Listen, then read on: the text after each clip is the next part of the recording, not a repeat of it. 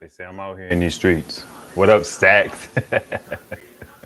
What's going on, my man? What's going on, Nathan? We got a whole. Okay. Did it start? I think we're good. Can you guys hear me okay? Let me know. I don't know why you wouldn't, but stuff is weird sometimes. It's weird. I'm just saying. Cheers to Wayne in his absence because he challenged me to have something other than water. So I got a little cran grape. What's going on, sir? Joe Tyson, good to see you. Kimber Jack, good to see you. Thank you. Oh man. So this one goes out to shoot, I forgot his name that quick. I think it's Axeman. Let me go back and find it. He was talking about how he had in one of the comments, he had the Go Labs R150, the I200, and the R300. Right? Let me find the comment so I could get into the particulars.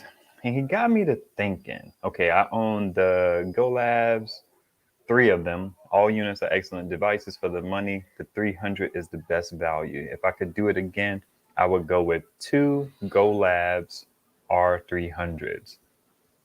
And I wanted to comment in that situation. Okay, so you got 2 Go Labs. Let's just take them at their cheapest, right? $199. I was thinking about 2 Go Labs versus the EB55, which right now is on sale for $400, as I like to say. Let me get a couple dollars. You heard?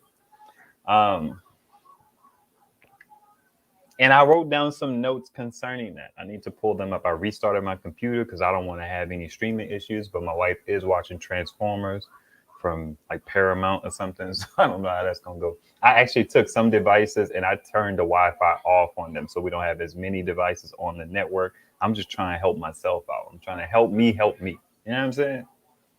Let me get these notes up. What's up, Doyle?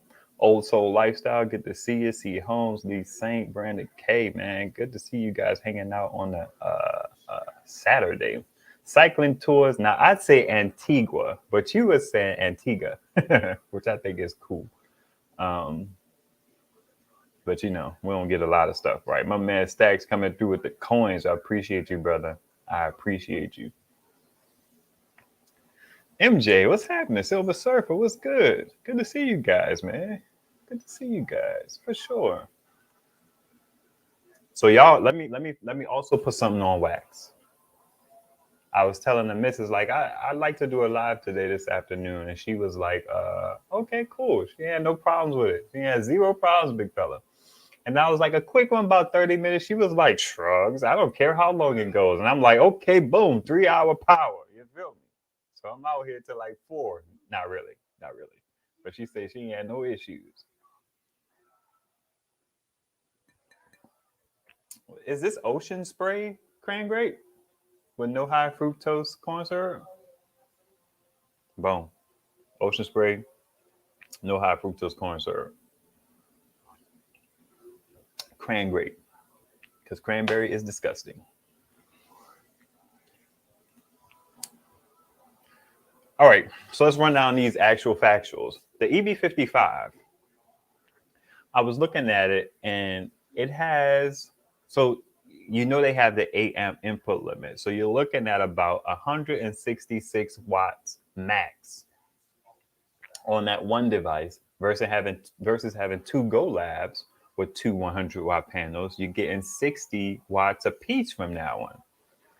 And the reason why I'm thinking about this is because I want you guys to start thinking about this stuff. We've talked in some ways about how I prefer 2 smaller ones versus 1 big one. But I kind of, with the EB55 being on sale for $400, I was like, interesting. I wonder which way people would go. So you get 500 some odd watt hours from the EB55. But you get 600 watt hours from the Go Labs. Of course, you don't get both of those capacities from either of them, but let's just deal with the stuff on paper. You're looking at 120 watts from each of the Go Labs separately. I mean, you get 60/60. You really get like 57/57. Maybe you get a little more, maybe you get a little less. I don't know. You have one zone of coverage in your house versus two. You got to take that EB55. If you need to power something else, you got to run an extension cord. If you have different floors, then that gets... Yeah. My wife said y'all gonna get tired of us because we gonna have a live tomorrow. Would y'all get tired of us? Well, I know y'all ain't tired of Dell. People love when Dell comes on the live. So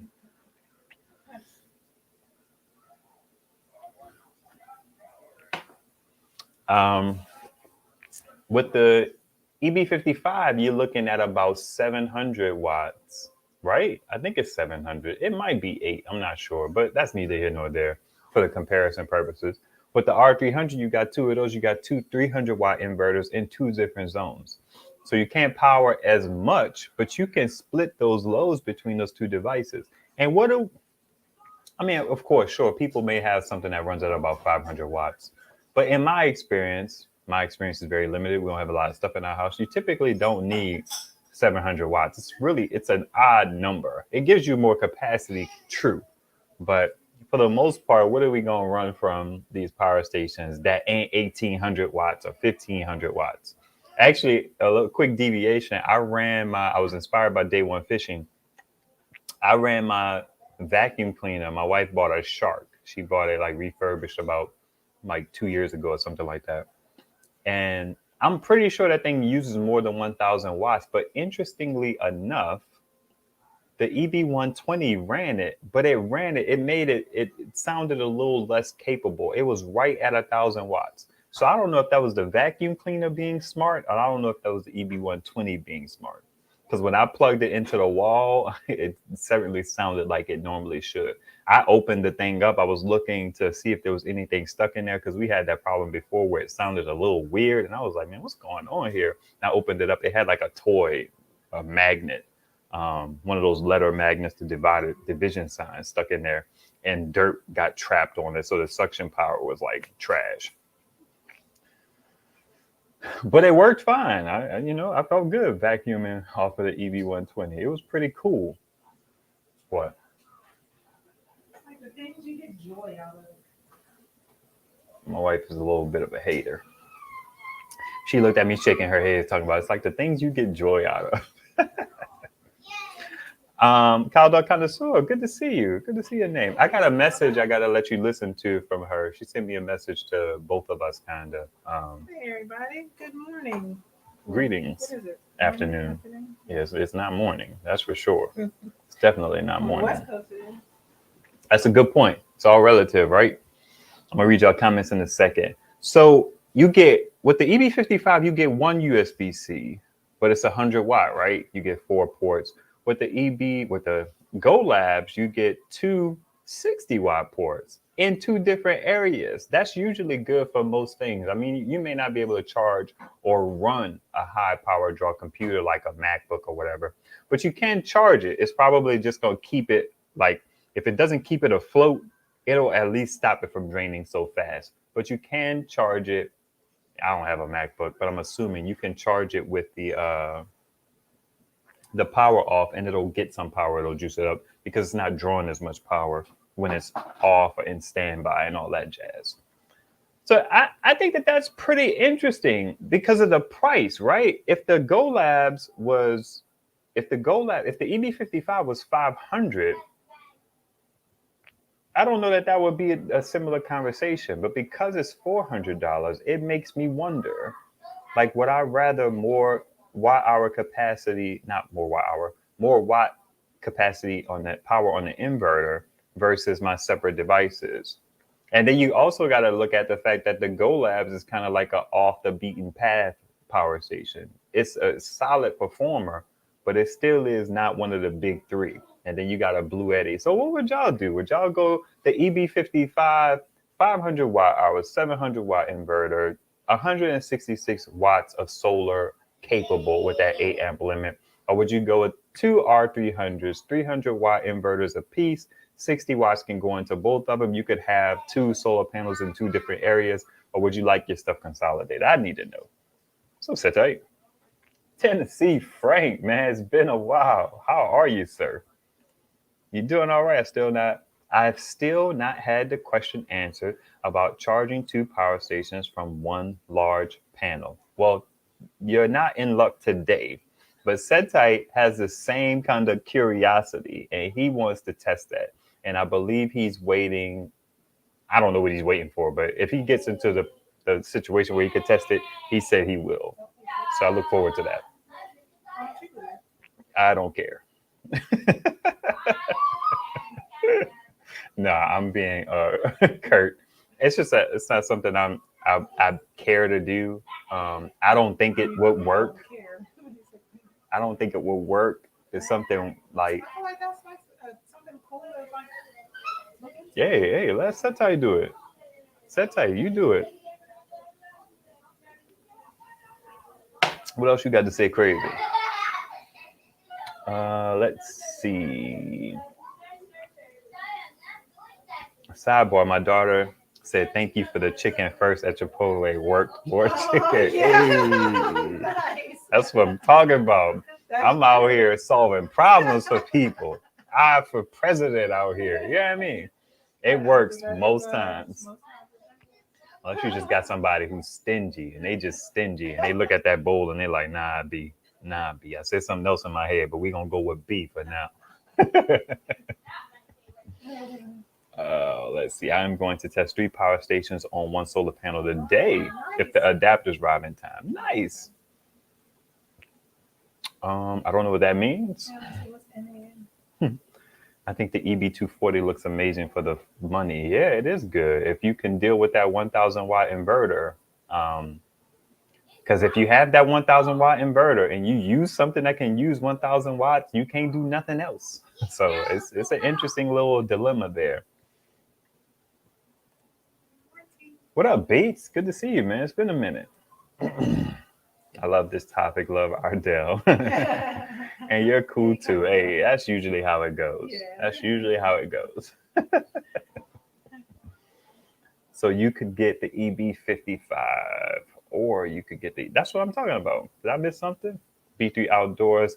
I just chose 2 EB70S's over a little, but money for, okay. One AC 200p, but that's because it's for SUV camping and car camping is limited. If I was buying for home, I get the AC 200p. So you pick 2 EB70s instead of 1 AC 200p. And that's that's an interesting one too, right? I think I was talking to you about that or somebody about that. That's an interesting like dynamic where you get 2 smaller with 700 watts a piece versus 1 big with like 2,000 watt inverter, 2,000 watt hours of power, or 2 devices that have 1,400, and then you get more flexibility. I like the idea of more flexibility off top, especially when coins come into play. But it all depends on what you need, because I've been doing like these smaller power stations for a while. But then I just realized that I needed the inverter capacity and plus the money lined up with that price. Because, 700 versus like 1,600.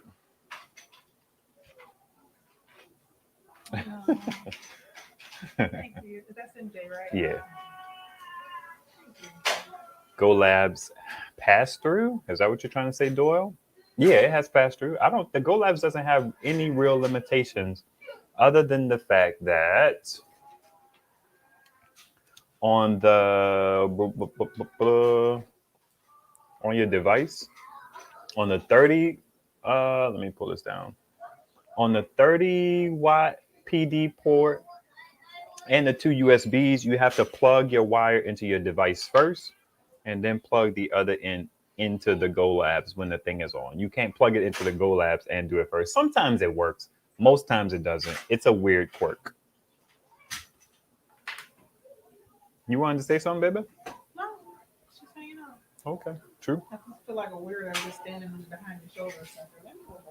There you go. Or you can pull up a chair. We can have a little bonus. Whatever. Do me a favor. Can you tighten that up a little bit over there? Getting a little, you know what I mean? Everybody from the, you know what I mean? Let's see. Put the power meter on it usually when a device sounds funny or a solar generator, its voltage dip. That's what my EB70 does. Interesting. Hey. Okay, we deal with that. Okay. Can you charge? Okay, cool. So Joe Tyson would go 2 EB55s. That's not an option, sir. But $800. Let's see, $800. What would I? Yeah, I don't like anything in the 800 to 1,000 power like dollar range. Nothing really moves me there. I don't think there's that many devices. Well, you got the Jackery, which no. Um, you got the EcoFlow OG Delta, which that was okay. It just pulls so much power. I feel like just leave it be for now. That pulls so much power from your outlet, you could have a problem with blowing your circuits. You know what I mean? So I'm kind of not impressed with that one either. I don't know of a 1,000 watt one on the main street that I rock with. Good to hear. Good to hear. Yeah, that's a great question. Hey, Setai will answer that for y'all. Kimber Jack say, babe, can you just leave the cable alone for a second? I could tell. I literally just say like, just leave it be. My gosh. For my needs, I would have the 2 units. I dig that. Get a wide splitter cable. What's up, Thunder? For some reason, they can't ship these solar generators to Hawaii, Guam, or Puerto Rico. Does anyone know why or how to ship one to these places? I wonder why they can't, or if I wonder if it's just cost prohibitive. Anybody know why? What's up, Wheeler Presti? What I want to know is what is the DC output on each device? I think extra batteries are good if they can daisy chain at least 100 watts, like prepping on a creek. I don't, my brain doesn't completely comprehend that. I feel like, can we just do away with 60-watt charging? I feel like these power stations should at least be able to do like 80. At least. 100 should be the bottom, but 60 watts is just annoying. Sharp Armade. Late as always. It's okay to be late. It's always nice to see the wife in your videos. Thanks for that, Sapphire McCraven. If you can daisy chain, then you just need one big inverter like an AC200. For my AC200, you ordered the 200p though. Is that right? Arrives. I'm going to try and hook up my Mylan and 1860. Hey guys, go take that in the living room.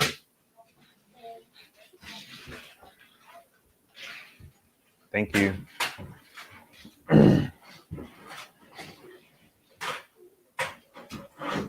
So you're going to try and hook up those things to supplement kind of like the extra B300 batteries and the B230s and the 3Gs and the Wi-Fi's. I could tell CN505 is $300 at 500 watts. Is it? I've been kind of keeping an eye on it, and always see that $399. It must have a nice coupon. How about the EB150 for $799? What about it? That's a pretty good price. I talked about it the last live.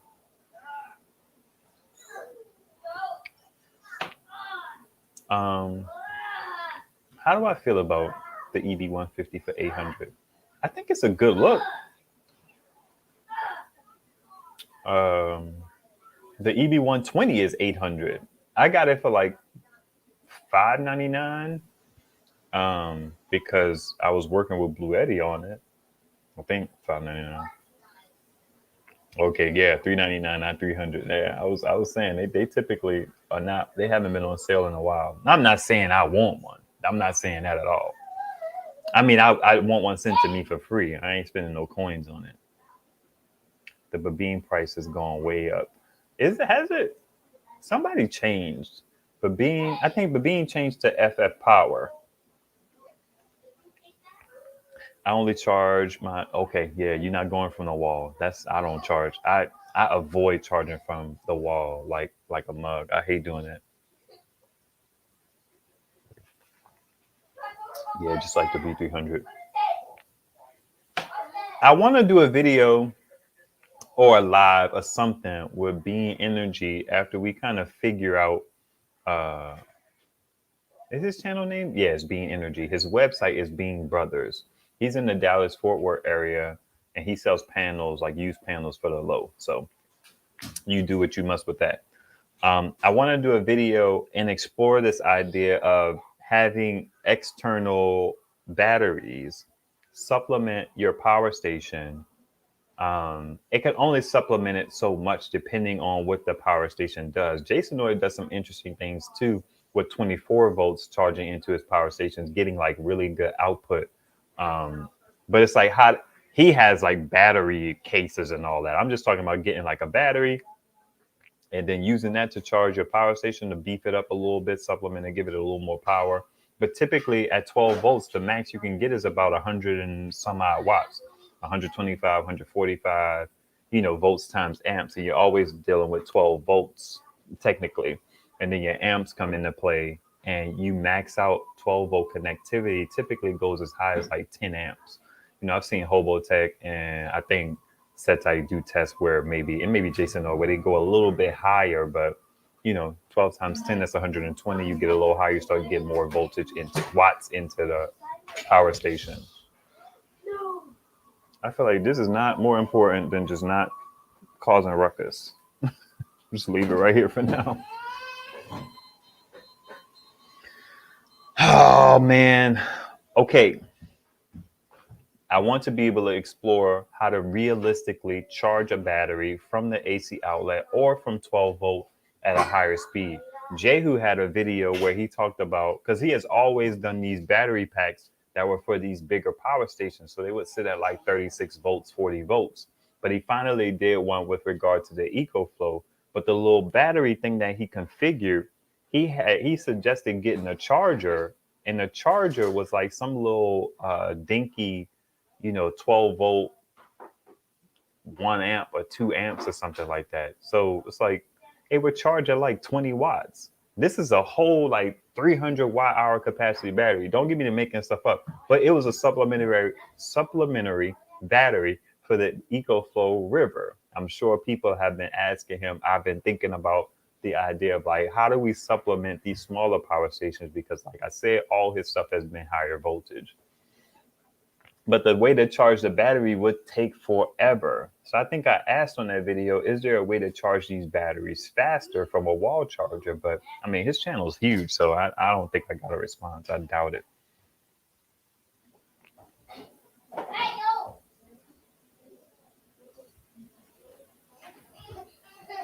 True. Finish the raise. VL, I'm here to learn, don't know much. Okay, cool. If you have any questions, anything's come up, I have a playlist on my channel called Something for Beginners. It could be like Solar Power for Beginners. Definitely check that playlist out. It is going to be super helpful if I don't say so myself, or if I say so myself. How does that saying go?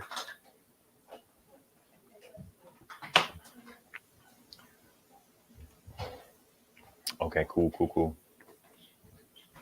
Inverters use a lot of power. If you're running a TV for 50 watts, then get a smaller power station. If you're running a microwave for 1500 watts, and get a larger power station. Interesting. Oh, I see what you're saying. What B3 is saying, I guess, does that really play a part? I mean, 15% is 15%. Sometimes it's like 9% conversion loss. I know it was an issue with the AC200 or maybe even the AC200P. Okay, so so what B3 is talking about, at least help me to, because this is what I understand you to be saying. If you're going to run a smaller load, you might as well use a smaller inverter because that smaller inverter will use less power than running a small load on a bigger inverter. But it's my understanding, super casual understanding, that I don't know that they measure how much power the inverter uses, because I'm sure there's like a baseline load that an inverter will use, but then it also has to, once it starts to ramp up to power a larger load, then it uses what it uses. So maybe that baseline thing would be higher just having the inverter on. So let's say I've seen on my Go Labs or some of my cheaper power stations, when you turn the AC inverter on, it'll show you that it's using like 6 watts, 7 watts. So I wonder if on like an AC 200p, if you turn that inverter on, if it's going to use like 12 watts, 13 watts. It doesn't show you that on the screen because, I don't think they're into showing that. But some of the cheaper ones do show you how much power you're actually using when you turn the inverter on. It starts to give you a readout. So to transition that thought, right? I remember this concept of watching like Hobotech, and the whole idea when I was kind of learning about power stations and the AC inverter using more power than the DC devices. But then when these devices started getting bigger, they started having the same efficiency as the AC, but they're supposed to be drawing less power. I don't understand that. Can you really? Jason has I watched 2 of his videos. I watched the R500 video again, and I watched the Sateki video again. I emailed Go Labs about the i200 and the R500, and they're gonna send me the i200, and they offered to reimburse me for the R500. So I was kind of getting reacquainted with the devices by watching Jason Noy's review. I also need to do a review on the Sateki, so I was watching his review to kind of get acquainted with the stats after making my own notes. But it was like this idea of DC always being more efficient. But then when people start doing these tests, they're both at 84% efficiency. And I'm like, well, does it matter? And he said, and I think the AC 200 video, he was like, this inverter is so beastie, it uses up more power than the typical inverter. So should we even still be subscribed to this idea that using AC is less efficient than DC? I don't know. I don't know what to make of if you running a DC load, watching the test like Jason Noyes, and the DC load use is 81% efficient, and then the AC is 85% efficient. Like, that kind of throws those rules out the window, right? Am I tripping?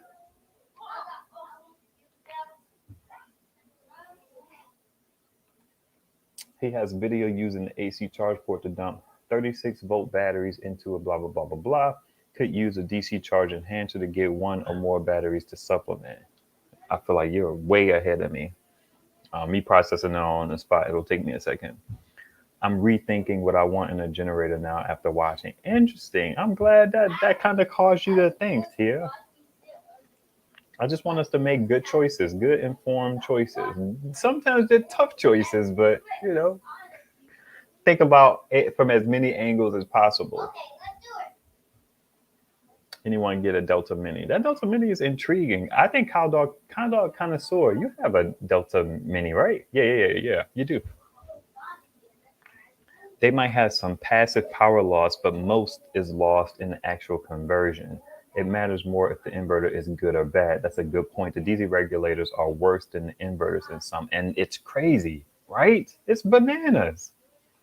We all believe this one thing, but then at a certain point, it's like, no, the DC inverters suck too.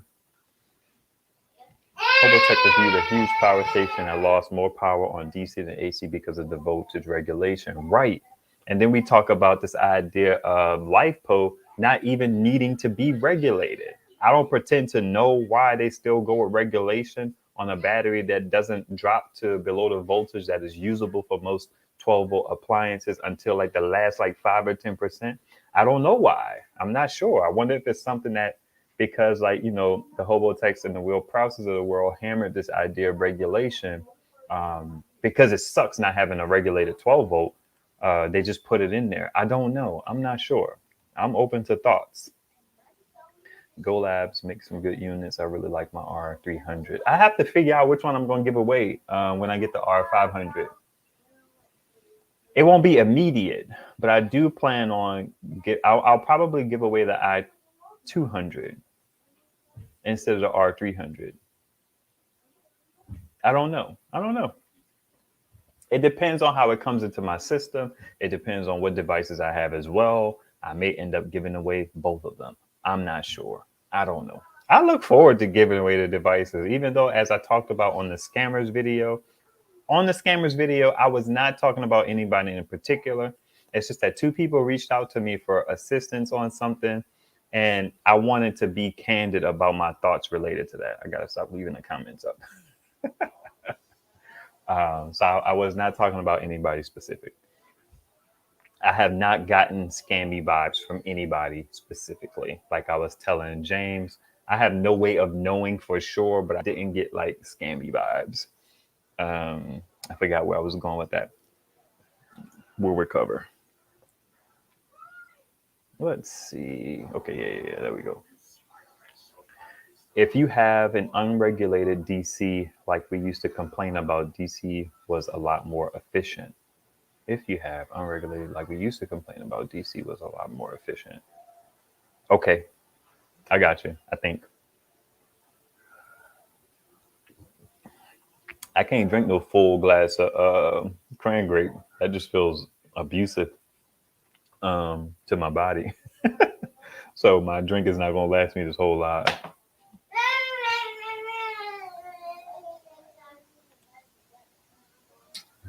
Okay. Thoughts on it? I can run my 12-volt fridge way longer on DC than AC.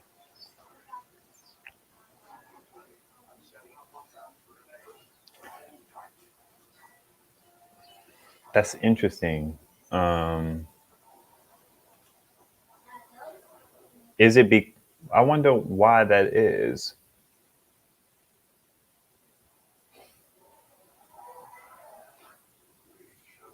I wonder if AC is a constant draw because that little plug is always working to invert or convert. Yeah, I guess that kind of makes sense because what you're doing is you're converting it twice. You're going from DC battery to AC inverter of your power station, and then the box itself is taking AC and converting it back to DC. So you're not only are you doing that, but you're still burning more power. I'm pretty sure that if a mini fridge or a DC fridge uses 30 watts on DC, it's not going to use 30 watts on AC. So yeah, it would make sense that it would use more power. But I get why you mentioned that. That was a good comment. I hate watered down drinks. I don't put ice in my stuff because of that. If it's hot, it's just gonna be hot. I'm not gonna put ice in a drink. I hate it. When we go to fast trash places, which is what I call fast food places. Uh, I'll be like, "You want to go get some fast trash?" Uh, I tell them no ice in my drink. You also get more drink, right?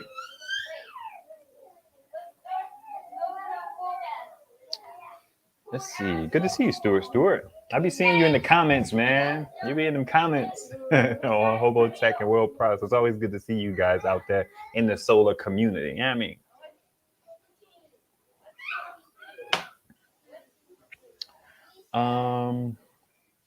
DC appliances are more efficient, and I'm slowly moving in that direction. I wonder if because of solar, I talked about this before, are we going to see more like DC devices, like this adoption of DC devices in the American home versus AC?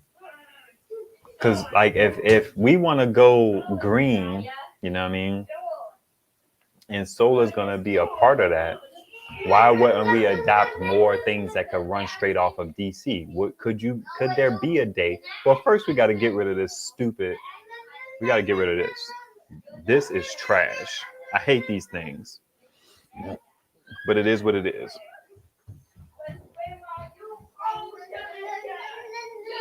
But when we see something like a 12-volt socket adapter or a USB-C, I wish more devices went to USB-C.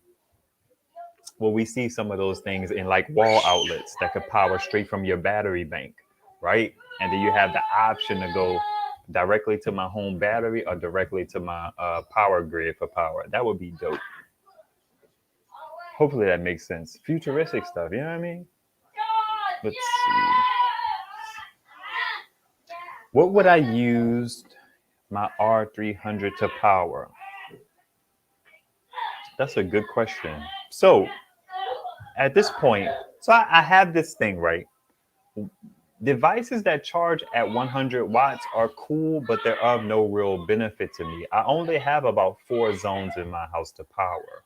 That's my living room. That's this area right here. That's my basement. And then any portion of upstairs. I prefer to have power stations that can take in at least something that can use at least a 200-watt panel. So the EB70, hey guys.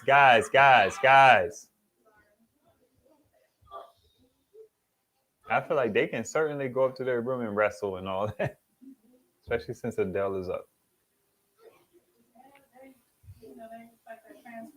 I get it. I understand completely. So the R, okay, to finish that thought, it's important for me to be able to have power stations that are getting power from the sun and then using that sun. It's like they're just as loud, babe. Okay. It's more so, honestly, it comes through, I think, on the live, but it distracts me more than anything. So I want to be able to get as much solar power in as compact a package as possible. That's why I'm a fan of like one panel, one power station. I have my EcoFlow at the front of the house. It has a 200-watt panel on it that maxes out its ability to pull in power. I actually saw 170 on it today, which is cool. So the R500 doesn't really play a major part for me. What it gives me is another power station that can use my little 100-watt panels that are floating around here. I have 4 100-watt panels. I have 2 Renogy 100s. I have a Renogy Eclipse. Every now and then that Renogy Eclipse goes on sale for like $150, which I think it's overpriced, but it's a much better, I shouldn't say much. It's a better panel. I'm going to do a video comparing the panels this summer for sure when I have constant sun. But it's a much better panel. Much better. I did it again. It's a better panel than the regular Renogy's, right? And then I have a 100-watt HQST. On those 4 100-watt devices, those 4 100-watt panels, I have a Jackery that maxes out at 85, a Rock Pals that maxes out at 72, typically the Energizer P320 that maxes out at 60, which is just disrespectful to me and my sensibilities. And then I have the Oops right now on the 100-watt panel. It used to be that the Big Blue would do that, but the Big Blue got weird.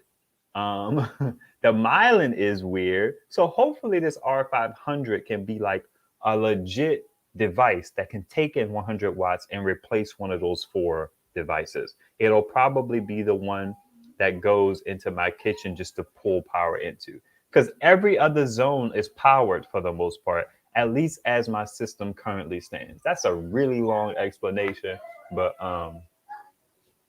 yeah, I don't know. I think it's cool that it has a dual 100-watt USB-C thing, because then if I have bigger power stations, I like to be able to dump into a device at 100 watts at least. 500 watt hours, that's about 5 hours to charge, right? If I'm dumping it, I'm going through the process or the whatever of dumping 60 watts into a power station. 60 watts against 500 watt hours is disrespectful. I say that, I would say that in jest. I don't mean that. Some people really misuse what it means to be disrespected. But yeah, anyway. People would say that's disrespectful. It's like, no, that's not disrespectful. It may lack respect, but I think there's a difference between lacking respect and being outright disrespectful. But anyway. So what would I power? Yeah. What would I power off of it? I mean, listen, I'll have the R500. I have the Mylan for now until they tell me they want it back. I have the Big Blue. I have the Sateki. I have the Oops. I have another Oops. That's what, 6 500-watt power stations. None of them are.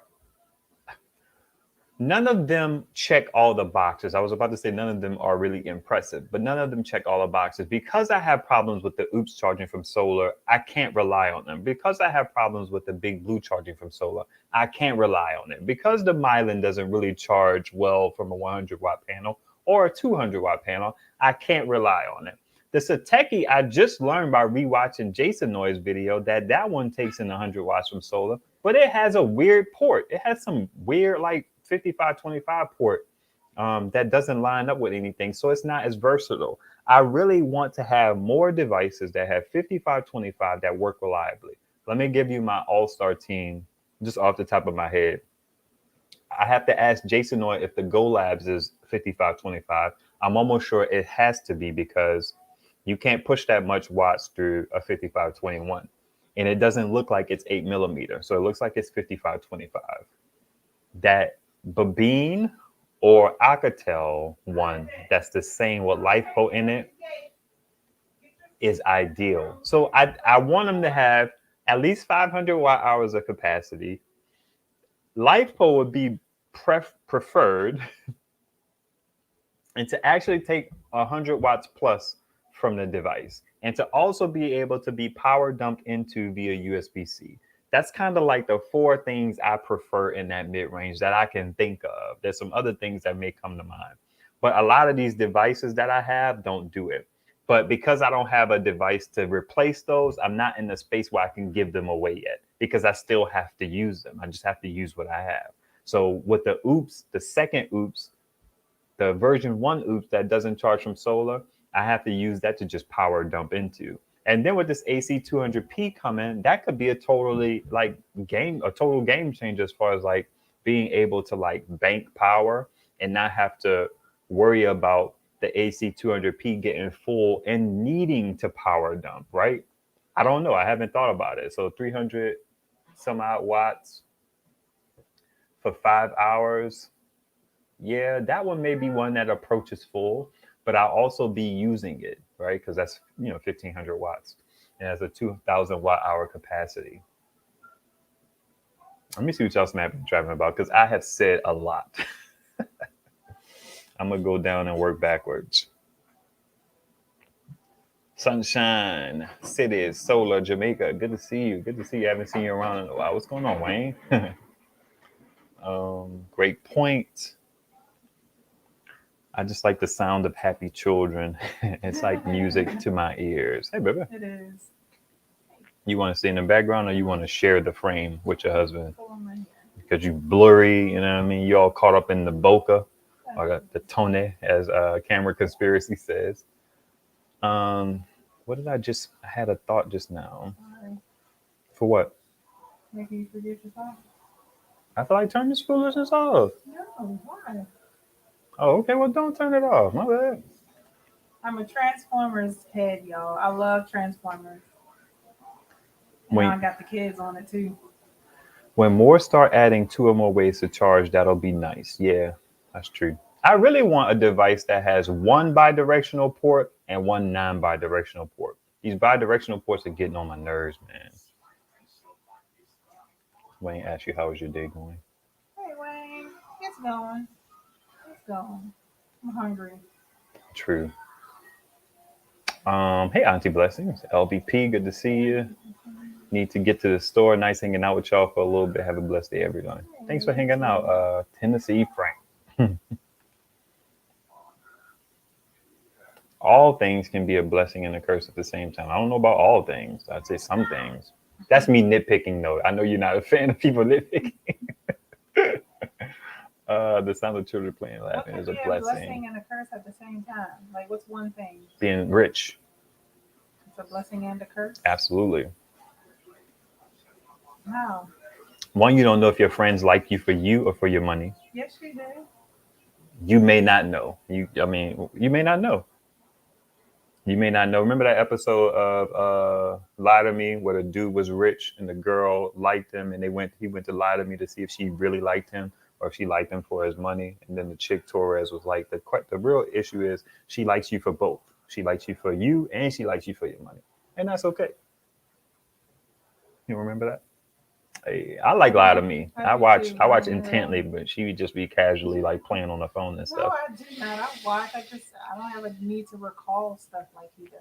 Let's see what Joe Tyson is talking about.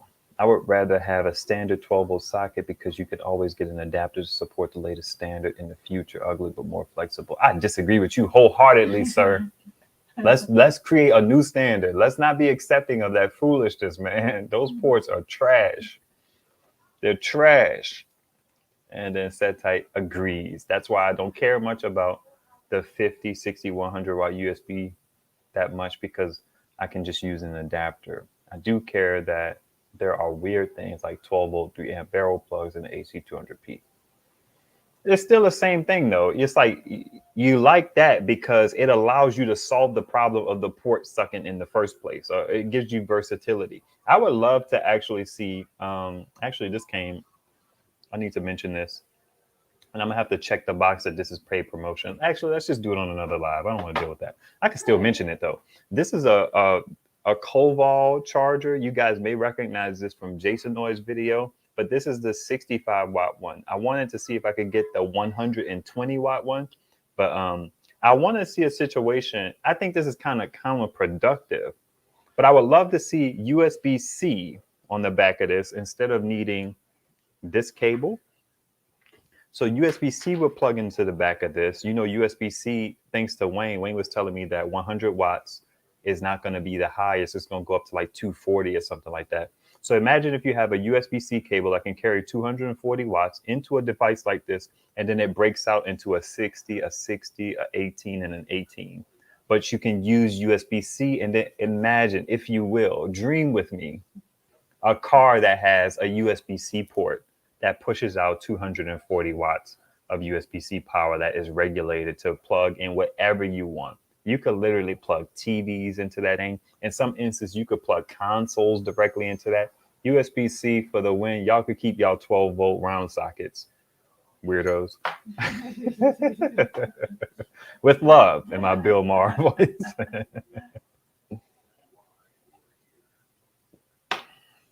Let's see. Working backwards is so counterproductive, but once you get so many comments, it's tough to scroll up.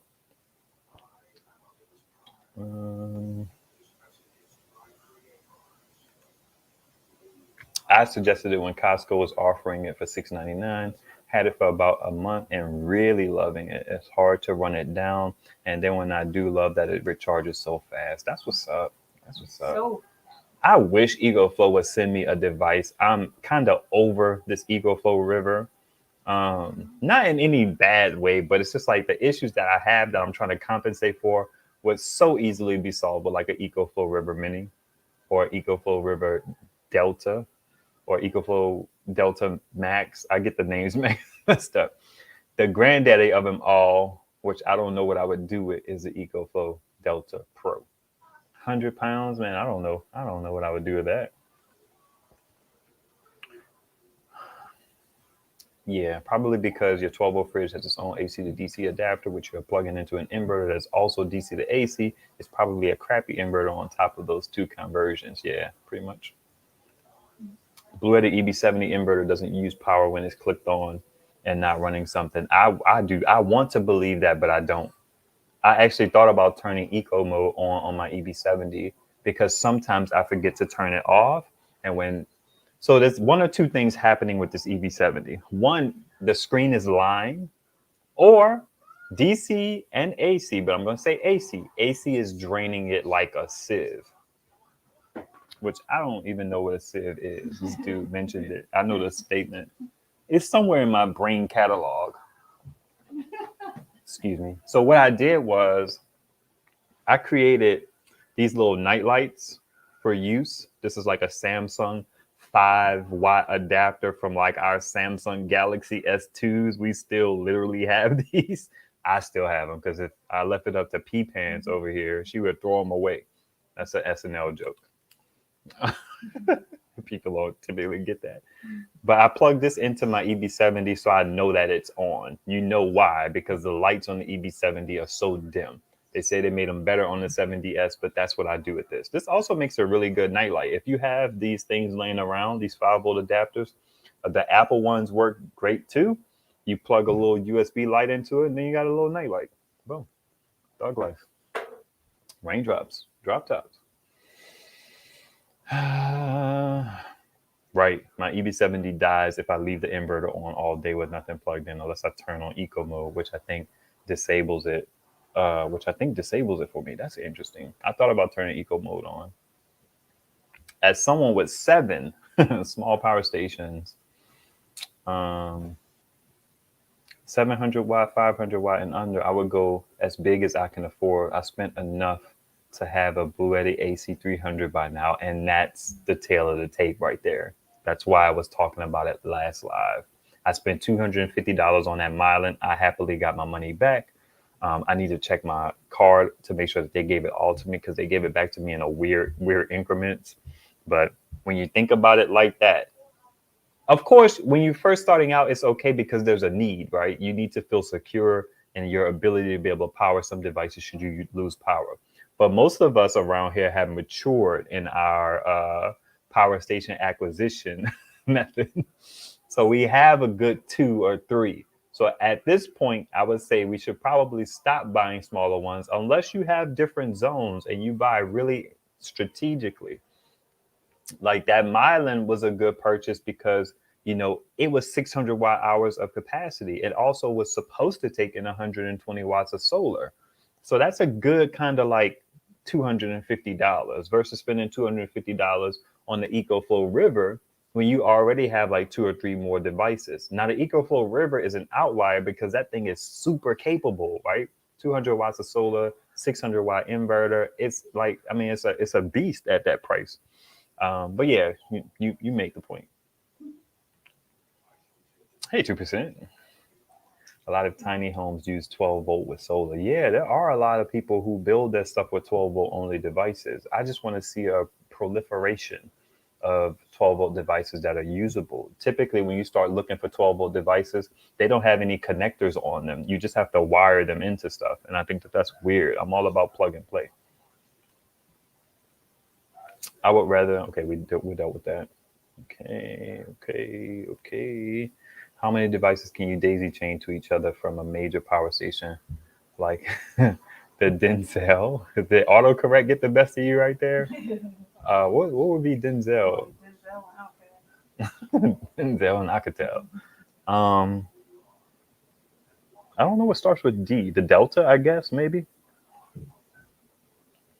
I mean, you can accomplish a lot, but you have to deal with the fact that your 12 volt socket is limited to about 120 watts. So if you had 260 watt power stations, you could daisy chain both of those using a splitter. I have a splitter downstairs right now that I'm using on my bull bat to power dump into my Sateki, because the Sateki supports dual charging. Dual charging is also nice on these power stations, right? Mm-hmm. I'll take some water. I don't want to drink a lot of juice. Thank you, baby. Oh.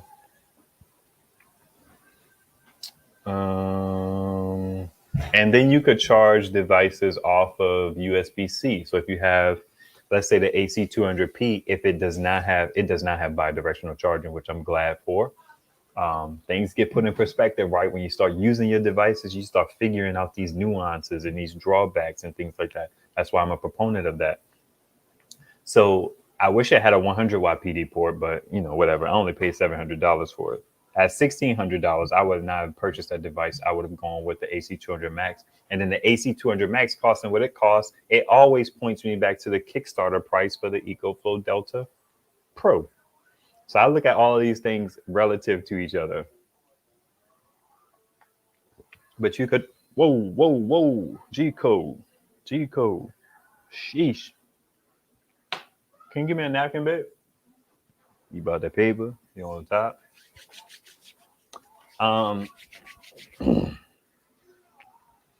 So it just depends. But if you are willing to charge power stations off of AC, then you're only limited by your watt hour capacity, your inverter watts coming out of your inverter, and you could just plug up everything to your heart's desire as long as it doesn't exceed your device's capability.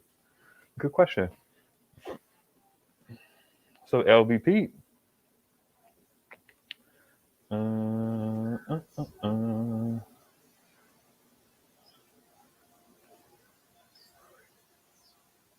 Okay, when you get the AC 200p, will you do an unboxing first impression? I don't particularly value unboxings. Do y'all want an unboxing? Cause I don't know about the AC 200p. I think I would do an unboxing very well. Like I did the EcoFlow River unboxing, and that one was cool. I enjoyed making that video. Straight to the point, not wasting time and all that jazz. But unboxings typically by people, they waste your time. It's just like, okay, dude, what's in the box? Open the box. Show me what's in the box. And then offer some value. You know what I mean? Like I don't know. Anyway, don't give me the critiquing YouTubers. Okay, we got that one. I didn't watch the video yet. As soon as I saw Run Hood, I was like, I thought that the BP in me was like Hood. Okay, that's an interesting name. I haven't watched it. Yeah, Rich and Famous. It's a blessing that the kids are happy and laughing, but that doesn't change that it can be annoying when you need quiet. Yeah, I mean, we have good kids, so if we absolutely needed quiet, like we got now, we got quiet. They're upstairs hanging out. Clear Thornton yells at Ive, "Hello, down. Good morning." 2% say, "Hey, baby," in a very emphatic way. That's cool. Now that you are getting bigger solar generators, are you powering your clothes washer or other high demand appliances? When I get a bigger one, I'll let you know. I should be able to power the washer just fine with that 200p. What? I'll wash her downstairs. Y'all should have saw the look of disgust on her face. My wife's such a hater. She's an empowering, loving, supportive hater. Dryer's a 240 volt. Yeah, I can't do the dryer, but the washer could work. Running a dryer, blah, blah, blah, blah. Yeah, I'm just move on from that. I plan to do an unboxing because it's a refurbished unit. That's a great point. That's a really good point. I'm curious if it's just like retail or not. That's a really good point. Yeah, I see value in that. AC 200 Max is the one, not the AC 200p. What do you mean? The one to go, the one to grab, the one? Yeah, I agree if that's what you're saying. Hey, I ain't got no problem with nobody speaking to my wife. Not at all. How many solar panel watts do you want to hook up to the AC 200p? That's an interesting question. At the onset, what I'm probably going to do is I'm just going to take my 320 watt panel and put that on the bigger one. And then I'll put like a 200 watt on my EB 120. I think that's going to be a good look. And those two will occupy space down in the basement just to kind of keep it going. Like I kind of have to settle into a system before I start tweaking, because at the end of the day, I want the power, right? So I'm not going to have panels like sitting around chilling and, power stations not hooked up. I could do that sometimes because I am a recovering perfectionist and I like to do things once. So, but that's my plan. I wonder how things are going to change for me. I'm kind of excited about that. I don't know how to present that content to you guys. Maybe that's a like a Patreon type of thing, and not even a paid Patreon, but maybe, I don't know. I don't know, because those casual videos, yeah, because you got to be strategic with YouTube. You don't let it inhibit your ability to be creative and to do what it is you want to do, but you still have to be strategic, especially if you're trying to grow. So I have to think about how to present that content in a way that is intriguing and useful and helpful and that people want to watch.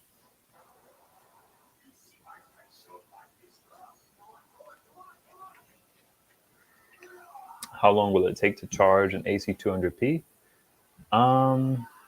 Stuff like that almost doesn't really matter to me unless it's like the device is really limited. But once you get into something like that, I have a 320 watt panel. It's typically going to put out about 260 watts. So, uh, you know, what is that? 2000 divided by 260. I'm just do the calculator. I don't feel like doing the mental exercise of figuring that out.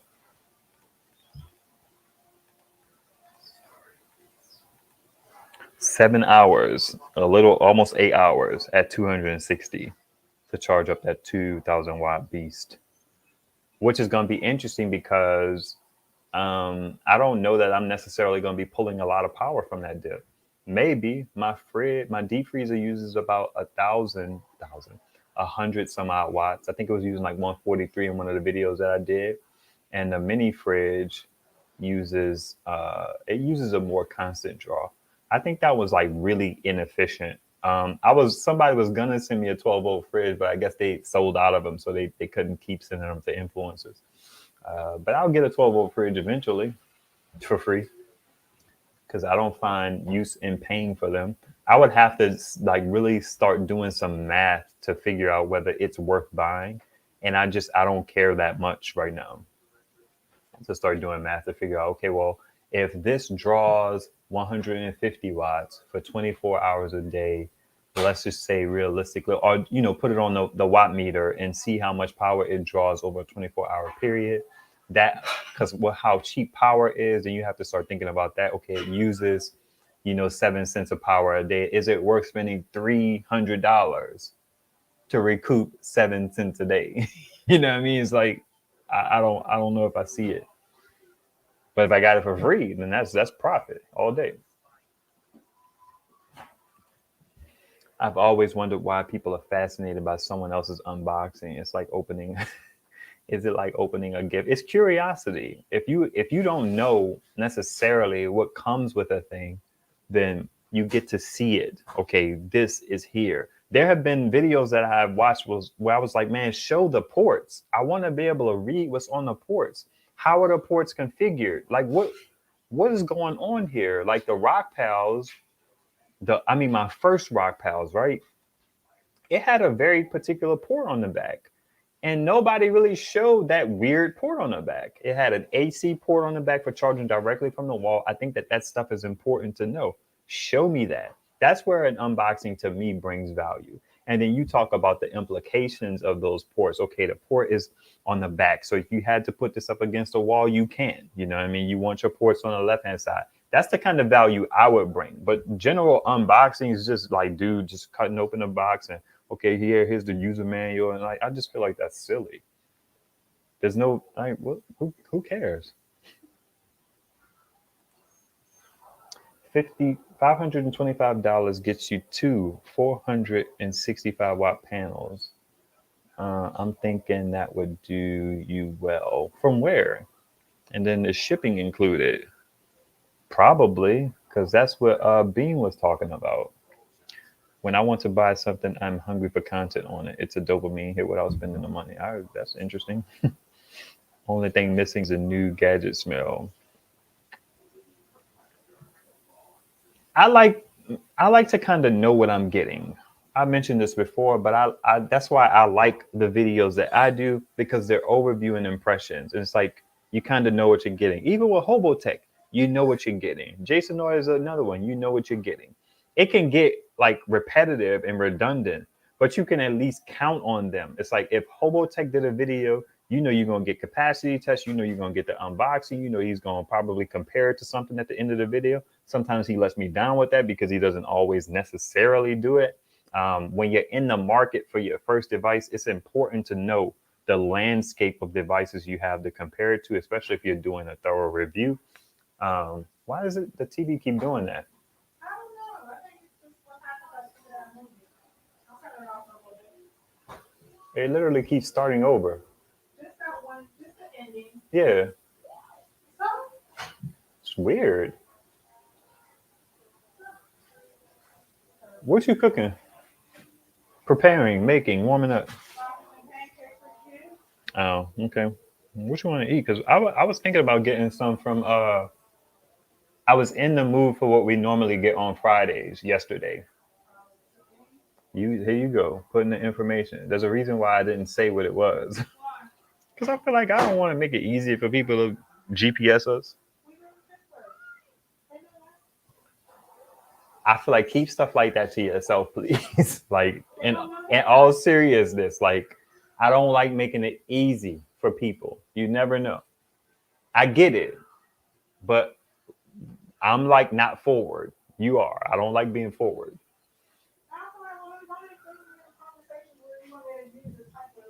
Okay, that's fair. I won't do that again.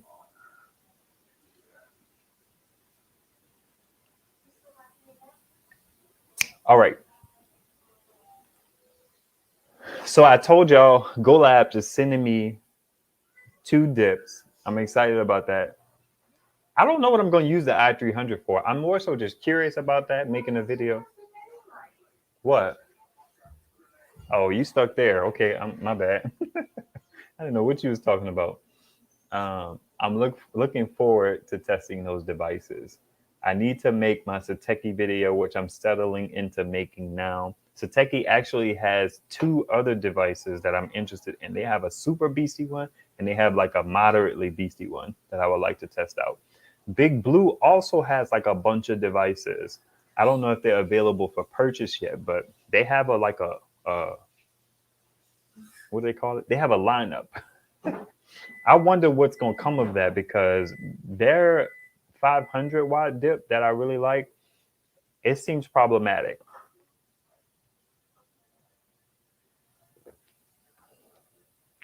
You can charge the AC 200p if you want to fast charge it using 2 bricks, making it half the charge time. Yeah, I don't like charging from the wall.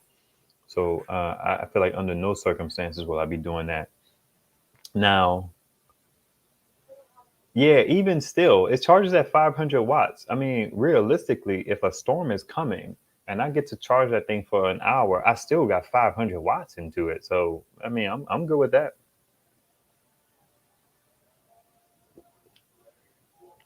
I have no issues with that. EcoFlow sent me my battery. I have not hooked it up yet. I was actually talking with Wayne about charging up the EcoFlow to be full and then connecting the battery. But I think what I'm going to do is I'm going to drain it all the way and then connect the battery. I don't know if charging it up to be full was a good idea. What's up? 1 second.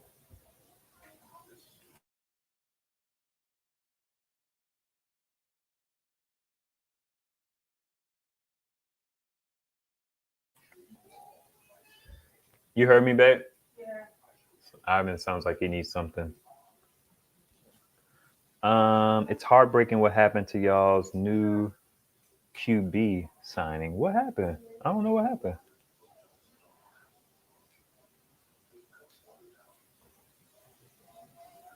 Huh. That's kind of sad.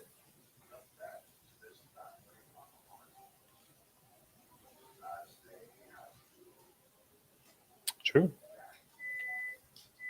How many subscribers would you need before manufacturers are sending you a lot of stuff for review? It ebbs and flows. I think once when I get closer to 10K, I'll kind of be on the radar of some of these bigger companies. If they don't have, something against me, which I don't think they do, but I don't know. I think when I hit 10,000 subs, it'll kind of be legit. If I model it behind Jason Oy, I think he started to get some of his bigger devices when he got like 10,000 subs. He's at like 16 now, I believe. What is the problem with the Big Blue? I'm searching your channel but can't seem to find the issue. Yeah, I haven't made the video yet. I've only been talking about it on the lives. And it's one of those things that's kind of hard for me because I've recorded footage over multiple days and I hate doing that. I really do. It stops my flow. Like I could record a video today, edit that dip and put it out. That's what the vlog video was of me going to pick up the panel. Like I know what I'm doing straightforward, but when stuff spans multiple days, it becomes a project for me mentally. So I just finally finished or got to a point where I feel like the series of videos is concluded. So I'm gonna start. I have to gather the video because I shot it on 2 different iPhones, an iPhone 7 and an iPhone 8. So I have to like organize that footage, and then I can start editing it. So it's a whole thing. But suffice it to say that I've had some issues with the display and the capacity of the Big Blue. It feels very weird. So the video will take you through that. I'll try and get that video out. I'll definitely see if I could do a rough cut and put it up on Patreon. That definitely won't be behind the subscription.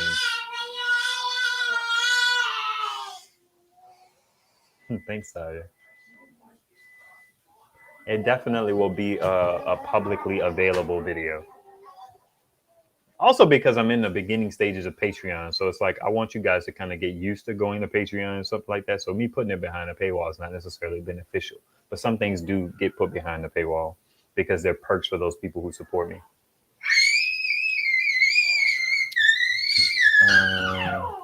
Dwayne Haskins. I don't even know who that is. Is that somebody from NOLA?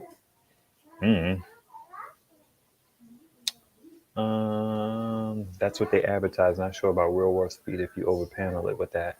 Interesting. Haskins died last night. Dwayne Haskins. I don't know who that is. I have to look that up. I'm not a big football guy. I definitely sat out football when the whole Colin Kaepernick thing happened, but that wasn't a super big sacrifice for me because I'm not a big football guy. We watched it routinely. My wife and I, when we decided to watch it, but I didn't like how that whole situation went down. So I was like, I'm good on football for a bit. I imagine some of y'all don't agree with that point of view, but that's okay.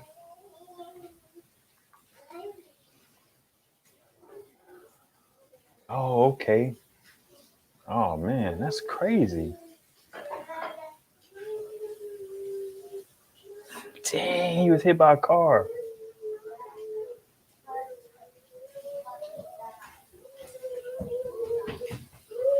And that's sad. Dang, that sucks. Sheesh.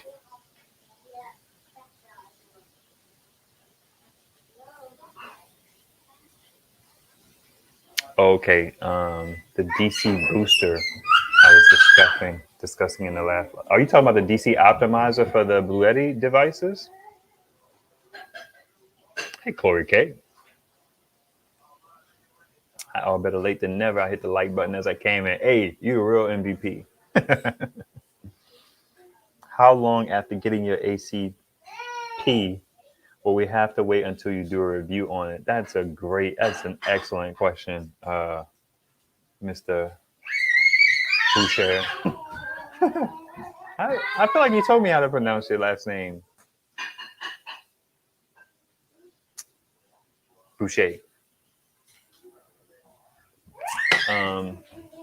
That's a great question. That's a great question. Dang it. I don't know. If I do the unboxing, you'll get the unboxing video soon. If I do like an unboxing and implications, Satya has a good idea about doing it because it's refurbished. So I will do that ASAP for sure.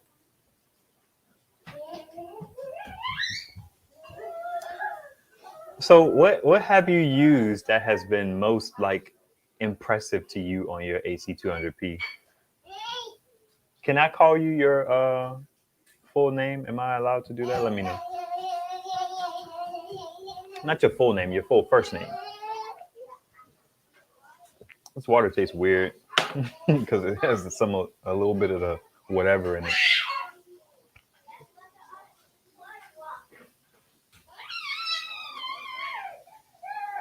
All right. Let's see here.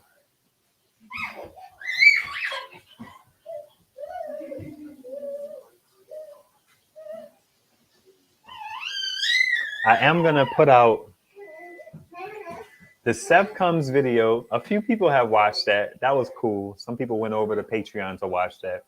That one's going to come out officially on Tuesday. And then I have a super casual edit of the Alcatel P501 that I'm probably going to put on Patreon maybe today or tomorrow. So check the Patreon if you want to see an early preview of the Alcatel P501. Oh, you feel like hanging with me right now? Say hi. Hey. And then I have my video about over paneling that's going to come out soon. I want to get into, but I don't know if I have enough content to do it. I want to get into like I want to get into like revisiting these power stations, but I'm gonna have to be intentional about taking notes. And I don't know if those will be worth their own separate video. Some of them can probably be covered in a quick short, or if I need to do like a 3 devices and talk about them. I don't know if it's gonna be worth it.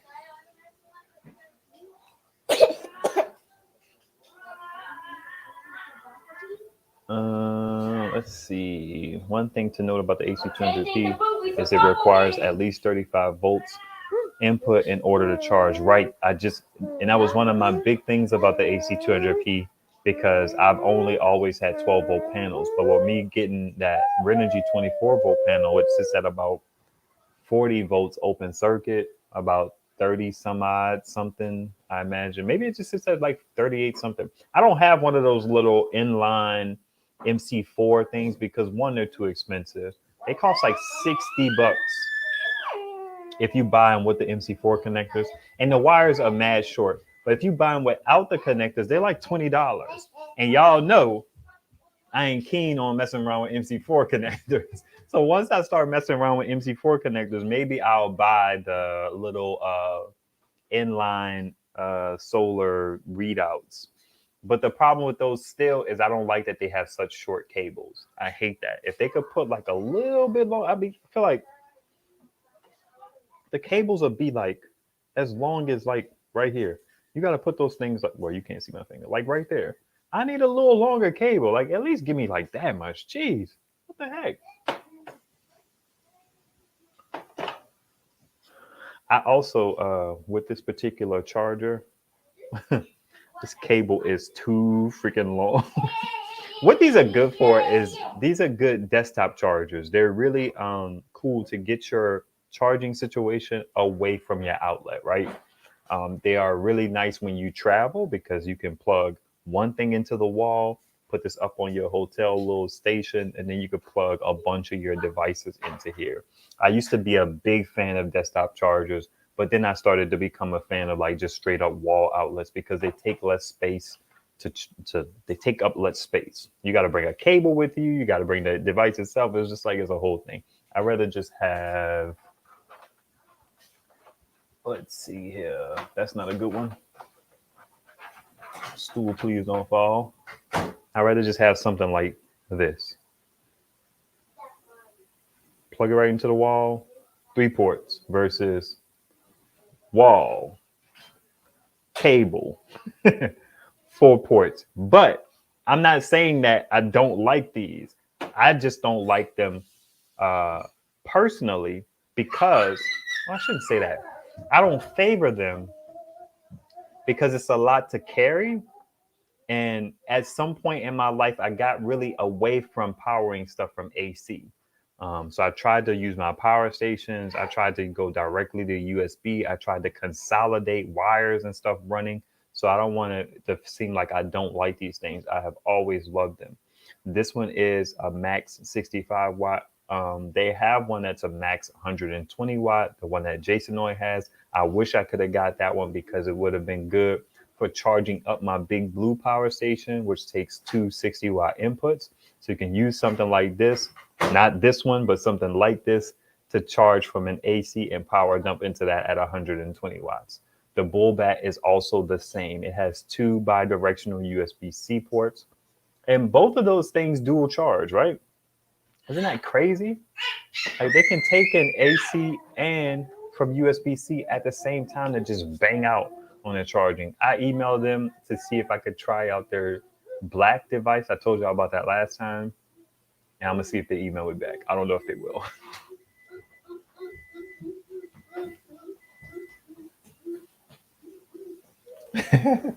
Somebody commented on my Patriots video and said that my hand motion in that video was a sign for the devil, and they typed 3 6s and all that. I just feel like people like that are kind of strange to me. That's a strange thing. I don't know. I asked them up for a timestamp. I was like, I don't know what you're talking about. Well, what's the timestamp that it happened? I was like, interesting. At what timestamp? Because in the video, I'm holding my head like this in frustration. So I wonder if they mean that, but it's weird. I'm curious how you can say, I don't know if they know that I'm a believer, but I'm not into this idea of signs and giving stuff to the devil. Whether you believe in this stuff or not is up to you. Giving stuff and allowing him to own things that God created. It's like, okay, cool. There are some blatant things that you kind of don't want to do, but signs, it's like that's a bit weird for me. You can, okay, sharing.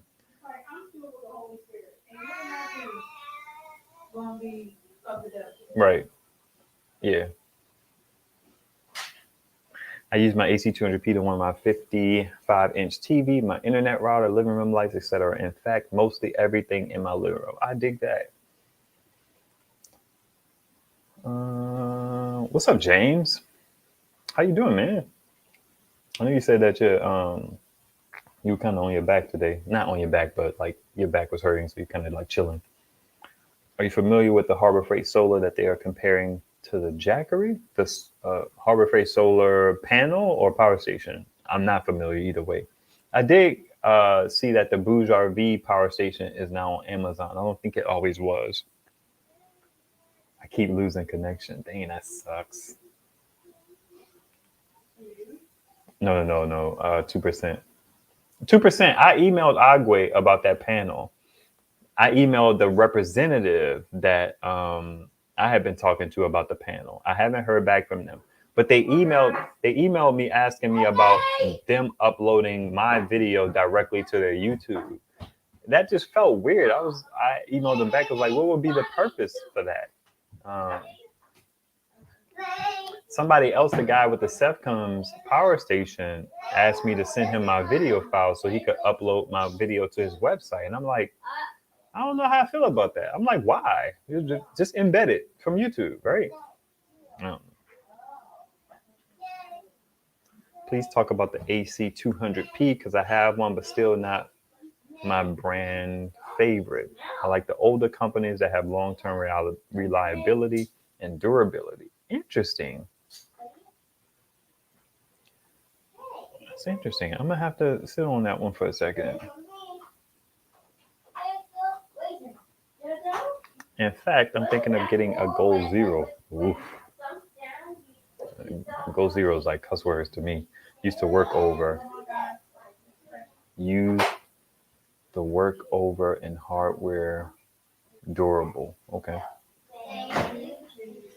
What's going on, Beats? I'm chilling, man. I'm chilling. The power station. Oh no, I'm not familiar. Let's check and see. Freight.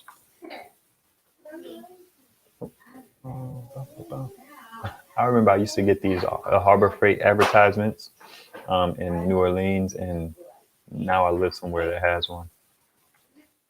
They didn't have one where I lived for a while. So just being somewhere that had like a Harbor Freight and just being able to pull up on one, was like cool. I used to look at them tools and be like, oh man, these cool tools are so cheap. I used to love like the telescoping magnets and mirrors and stuff. So it was cool. Oh, I mean, straight up like the Jackery. Let me see if I can share this with y'all.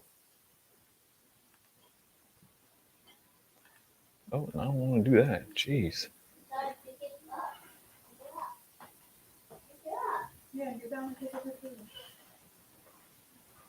What you want to eat, baby?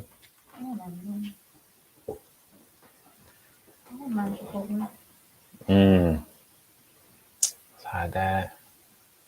No, these are Jackeries. Okay, so there's supposed to be a Harbor Freight power station. Like, what was the question? Let's see. Yeah, I don't see anything that there's just Jackeries here. Jackery 290. I guess that's like the one that is at Home Depot.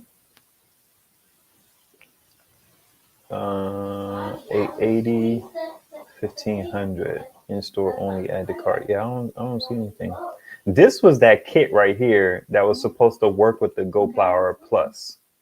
I think that one of these things in here is a port that works with the GoPower Plus, but I don't. It was, we couldn't figure out what the port was, the port size, so people could actually buy something. But that thing was so interesting in the voltage regulation that it didn't have. You had to be very careful with the panel that you hooked up to it. I tried to buy one so I could kind of answer some questions for some folks, especially if it was going to be cheap. I would have grabbed one, but I could never find it. So I don't see anything. I'm gonna swing back to you, Corey K, about the AC 200p.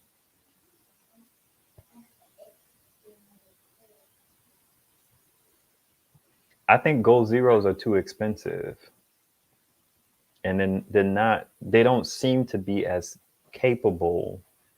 But they're like one of the OG brands. But I wouldn't spend all that money on no Gold Zero. They're like, somebody in my community has a Gold Zero. It was like, we'll just leave it there. They have a Gold Zero, and I looked up the specs on it, and it's huge. It's the Gold Zero like 3000X, and it charges at like 100 something watts or something crazy like that. It's like it would take you like 2 days to charge it from the wall. It's like, I feel like that's the same thing as that Energy Flex. That Energy Flex took forever to come out, and it seems like it's kind of unimpressive. I haven't watched any videos on it blatantly, especially not paying attention, because I kind of watch stuff casually. But then if I'm gonna have something, then I'll watch with a more like keen eye. Like I went and I watched Hobotech's AC200p video because I'm getting one. You know what I mean? To like refresh myself with it.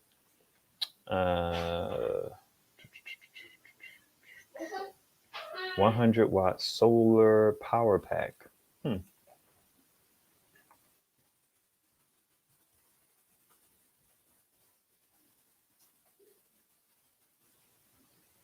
I see these little jump starter things. Is that what you're talking about?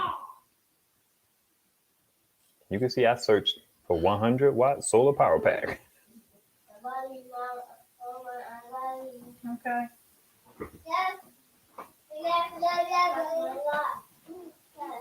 Yeah, I don't see anything. I'm not catching what you're catching. Jackeries are pricey and not yeah.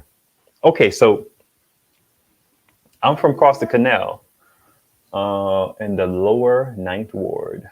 CTC, cut the cake, cut the cookie. Yeah, I'll take the EB55 for 400 over the Jackery 500 all day. Absolutely, absolutely. You could even get the EV70 for comparable price. Jackery 500s is not the look. People say that the inverters are good though. That's what they say. My little Jackery 300, I use it every day. I charge it every day and I use it every day. It's a solid little device. I don't have any issues with the fan running unnecessarily. I love the compact size. I love that it's light and portable. It has 2 outputs. It has dual charging. I think you can get something crazy up to like 100 and something watts into it, depending on how you plug it in. Per Prepping on the Creeks channel, he found like some way where if you plug in one first and then plug in the other one, you get more power than if you do it reverse. I think that's really interesting. I think it's cool that he found that he discovered that. Some really good nuggets in that video that he made for his Jackery 300. I actually shared Bro Let's Go channel, their video, the latest video. I had a good time watching it. I've been waiting for that content for a while. They've been kind of busy doing like real like stuff that they have to take care of on their end. But looking forward to that content. I enjoyed the video. I shared it. And I was like, I dare you not to smile when watching that video. They have such a good dynamic as a married couple. And they're just out here enjoying themselves, enjoying each other's company. So it's a good look. Check out Bruh Let's Go. GEAUX. I like how Hobotest tests inverters with guitar amplifiers now. I've started paying attention to that interference. Yeah, that's a good thing that he calls out. And I like how Jasonoy is testing. He's always mindful of how quickly your ports turn off carrying a load, especially DC. I have to start paying attention to that. I actually noticed on the Sevcom's power station that when I run my Wise camera from it, it does not stay on. Oh, I also realized, y'all let me know, because a lot of y'all have this GoLabs R300. The GoLabs R300 and the Energizer P320, I feel like they're from the same school of product. I almost feel like they're the same device. Just one's like slightly better. And then the GoLabs R500 is slightly better than the Energizer. But those lights, they don't stay on. They turn off on me all the time. It's kind of like they treat it like a 12-volt load. And because it's not carrying a load for a while, it turns off. I can't even use them as a night light, so I don't. I use my Sateki. My Sateki does not turn off. And the Sevcom surprisingly doesn't turn off the light. But I put that camera on there, and that camera doesn't stay on the USB port. The device turns off, which I think is sad. And I just have to look into whether or not there's a power save feature on there. There possibly is, but I haven't dug in, and I definitely didn't read the manual.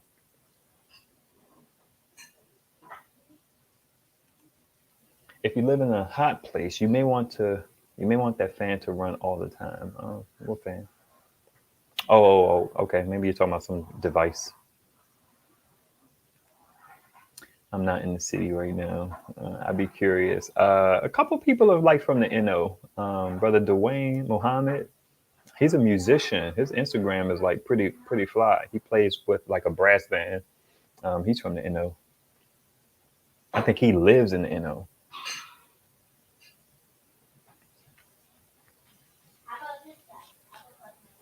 What was I going to say? Shoot, I lost my train of thought. Let me get some water. I'm parched. The AC200P. So the AC200P, super capable device.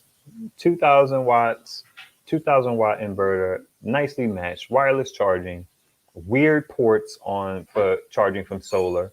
Setai was thinking the same thing. He's like, I don't understand why it goes from like 60 to 90 or something like that to Aviator. It's a weird thing.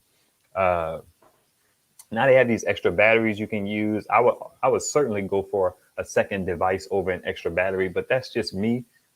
It's like, if I got an extra battery, then maybe I could see the appeal, but I can't really see the appeal right now. I would kind of rather have a second device. I've talked about this before, but the batteries cost about as much as the device. And I used to kind of harp on that negatively, but it hit me. The batteries are the most expensive thing in your power station. So that kind of makes sense. But if you're going to spend that much money on just the batteries, and I know Bluetti stuff has a little more functionality built into them, which is good on their end. You might as well spend an extra $300 to get the inverter, the whatever else, the wireless charging, and all the other little knickknacks. It has that 60 watt PD port that is annoying to me. I feel like it should have been 100, but who am I complaining? I don't necessarily like that those ports have those covers, but Bluetti, well, let me say this.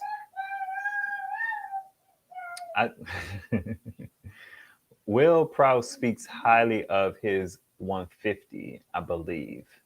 I think, and also Hobotech speaks highly of his 150, 240, or whatever he has.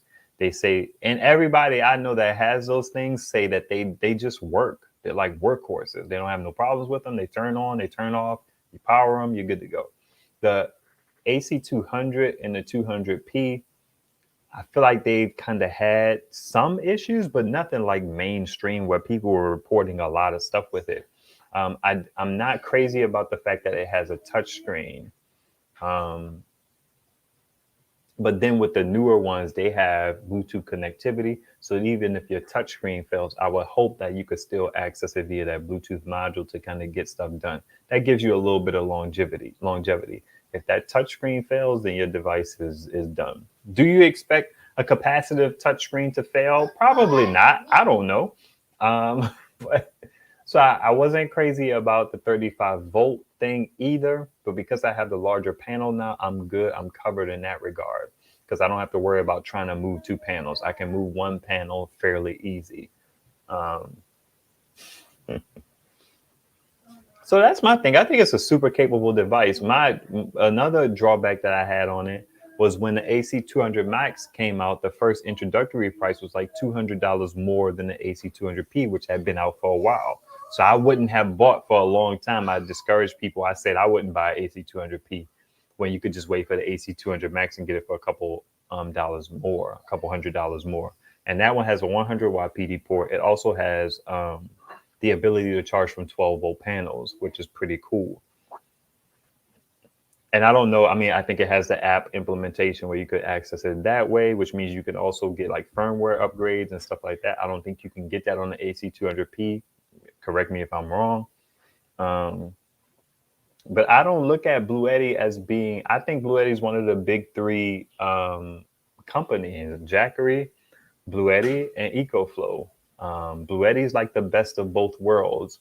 Jackery is slow walking technology. EcoFlow is running with technology. Bluetti is like kind of right there in the middle to give you like a steady increase in progression, but not pushing the envelope super, super hard. But, you know, they're pushing the envelope too.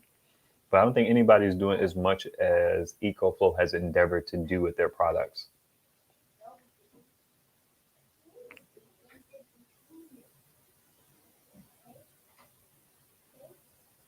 My mother's family's from Louisiana. Mom and dad met at Dillard University. That's what's up. My oldest daughter went to Dillard, Xavier, LSU, and Southern. She went to all those schools? Interesting. Went to Xavier University for a second. Hung at Dillard University too much. I've been on Dillard's campus. I actually, a friend of mine, a social media friend of mine, was at the Lakefront Arena, and subconsciously, while scrolling my Facebook feed, that stuck out. I went to UNO for a little bit, the University of New Orleans, which is on the lakefront. And I saw that, and something in me, as scrolling my feed, something in that post resonated with me. I'm like, why did that something about that feel familiar? But it was because it was at the UNO Lakefront Arena. Like I just picked up on it in my brain. My brain saw those letters and I was like, oh, I recognize that. I remember driving to school down there, going the back way up Florida Ave, and then behind the Florida Bridge or whatever it is. It's like this other back way you drive right alongside of the levee. I used to take that way to school because there wasn't much traffic.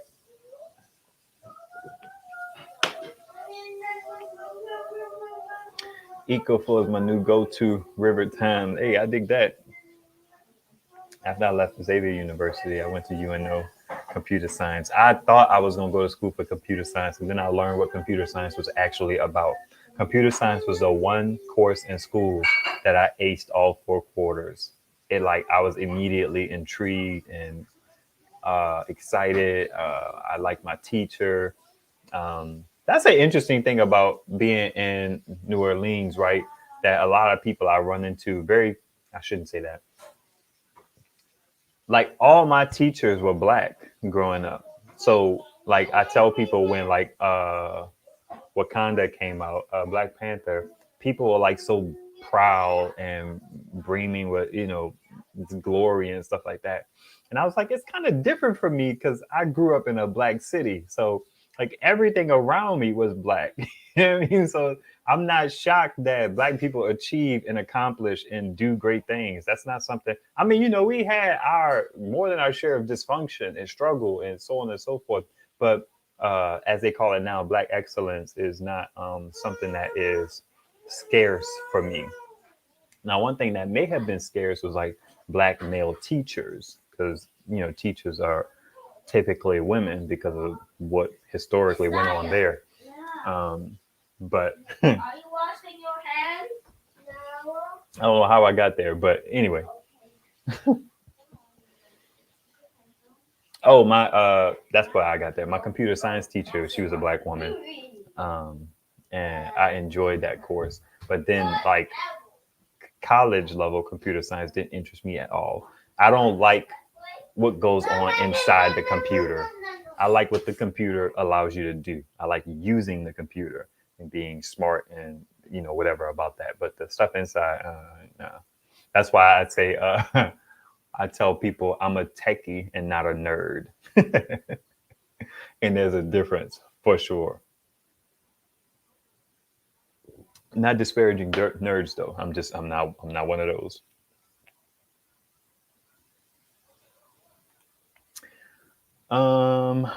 No, I haven't. Wayne sent it to me this morning. What'd you say, babe? Nerds are cool nowadays. If you say so. You feel like young nerds are cool? Yeah, I mean, I think like nowadays, like nerds is Young nerds. I mean, high school nerds. You feel like high school nerds are cool? I feel like there's been a shift in that, like being a nerd just simply means you're like smart. I don't think it's what it used to be when we were growing up anymore. Okay. I don't disagree. It's just like, to me, then the differentiation I would make is that there's nerd versus geek then. Because being a nerd, being smart is one thing, but being a geek meaning you have no social cues and you kind of like, um, anyway. Yeah, I'd say nerd. Boom. Not to disparage geeks, but I am neither of them.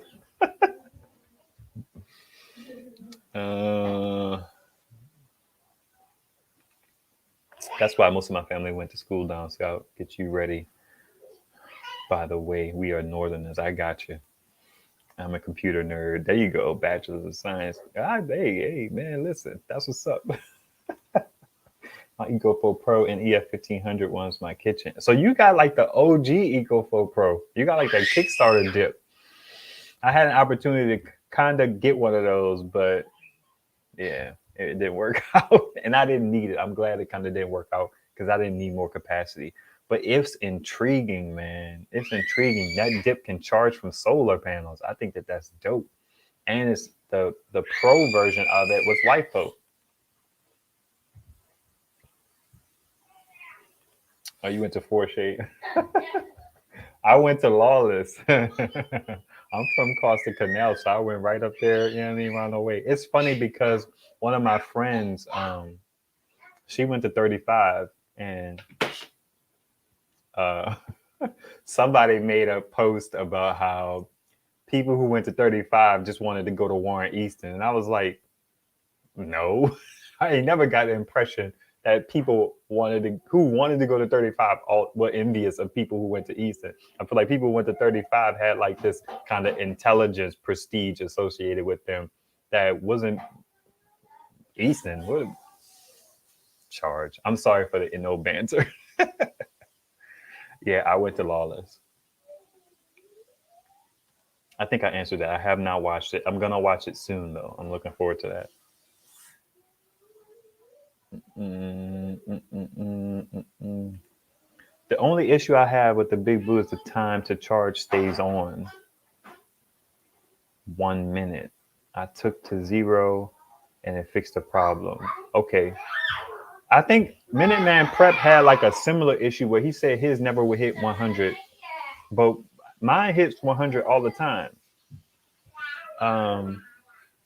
But I think you have to do the charge discharge thing. If you don't do that, stuff is kind of out of whack. But stuff is out of whack for me anyway, so there's that.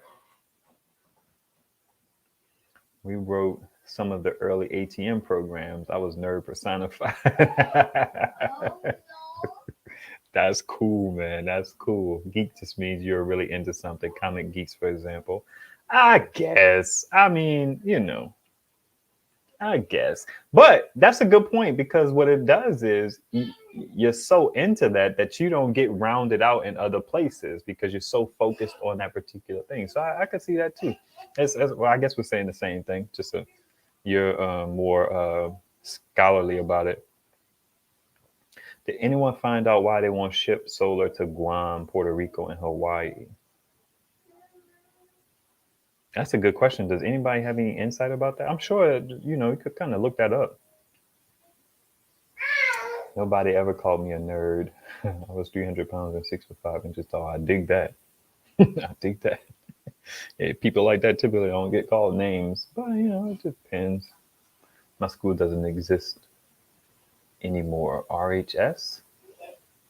What's RHS? How you gonna give me 3 initials? Oh, Catholic, over by Kennedy. What would you use a device with an MPPT, an inverter, but no battery? No battery. You mean like the all-in-one units, the grow watt and the MPP? I would. In a different house, so. Google says beginning in 2017, the International Air Transport Association enacted restrictions for shipping lithium batteries via air. Boom. There it is, right? There it is. That's it right there. Even with me trying to ship some stuff out, they told me that it had to be ground so that those dots connect up perfectly. This means that any state, Alaska or Hawaii, or territory that requires air shipping cannot have lithium batteries shipped via air, which they should change for LFP, right? Because it's them lithium ion batteries that's the problem. That's why I don't like this country, man. We don't keep up with the times. We got all these old WPs running the country. They claim that it is logistics, cost too much, etc. I believe that too. I want to make that portable solar panel stand just Jason Noah made. Man, I am not into building anything. I'm not. I'm just not. That's not my thing at all. Corey Kate, do you feel like you have any questions related to your AC200P?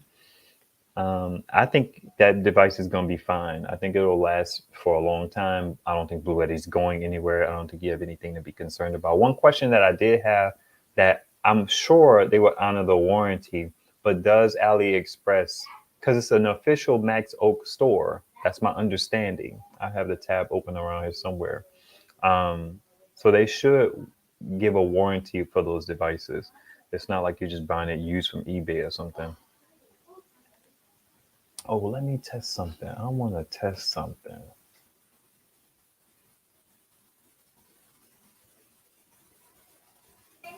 Yeah, it does. Pretty cool. What's up, CJ? When I see CJ's name, when I saw your name first and I saw Loyola, I thought about the school down in the Inno. There's a school down there named Loyola University.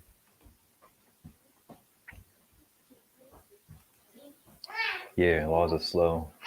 People are bums. I went to Rancho High School in North Las Vegas, and I live in an all-black neighborhood, so I don't have problems with anyone. That's so interesting. The white people who live in black neighborhoods, I don't want to paint with a broad brush, but they're typically some of the coolest white people you'll meet. White people who have proximity to black people are some of the coolest white people you will meet, for sure. That's we all just need proximity. And the problem with this country, it was very intentional about keeping us away from other people and their resources and all that jazz. That's really one of the major issues.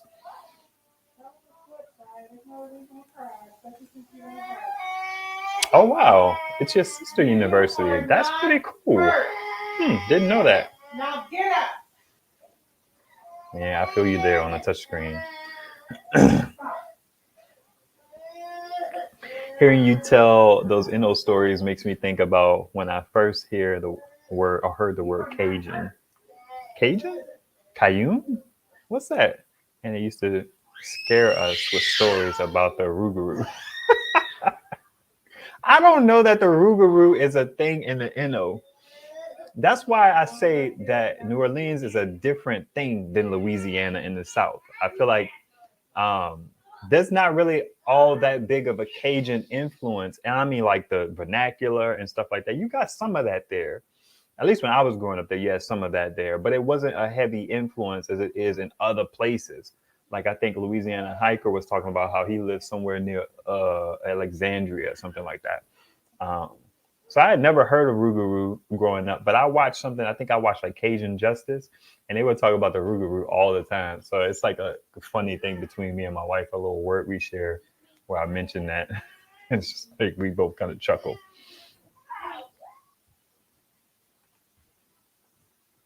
Oh, nice. Yeah. Setai is from that part of that area. There are 3 different Loyolas in the USA. Ah, NOLA, Cali, and Chicago. Learning something new. That's cool. We call WP in the hood red. That's funny. I guess we call fair skinned people red across the canal or whatever. But yeah, it's interesting. I'll tell you something. So, but you gotta be careful with WPs that grow up around BPs because there's a familiarity that you guys have that gets you a little closer to understanding what it's like to be a BP. But you still can't quite fathom, like I like to say, because some WPs dip their toe in the pool of injustice. They think that they can relate to a group of people that have literally dealt with an ocean of injustice, right? And you can relate, but I feel like there's a certain like relax. I get it. I see you, but don't assume. Y'all, do y'all understand what I'm saying? It's like you could relate, sure, but not to the extent. And some people have a problem with that, especially in cities that are kind of like socially integrated because they're close, so that proximity gives them a little comfort, but they still don't quite understand it because anyway.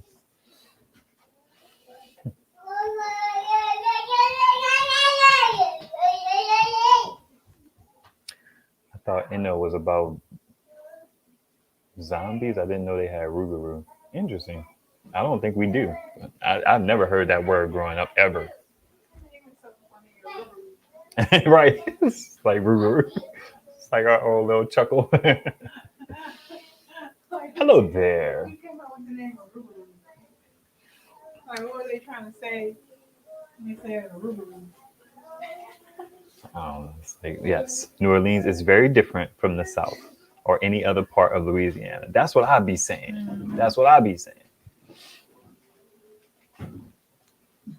I'll go up into Lafayette, Cajun country. I defer this. Somebody's comment got hit and people are people. Then you have the a-holes. That's why they hit that. We're going to let that chill. They held your comment, James. Yeah, I guess so. It's for me to be able to approve it. I get it. They hold it back. I'm gonna keep it there. I don't know what impact. Please check out Tom McDonald and his music. Yeah, I don't know the name Tom McDonald. I hope I can remember it. In Jamaica, I'm called Browning. What does that mean?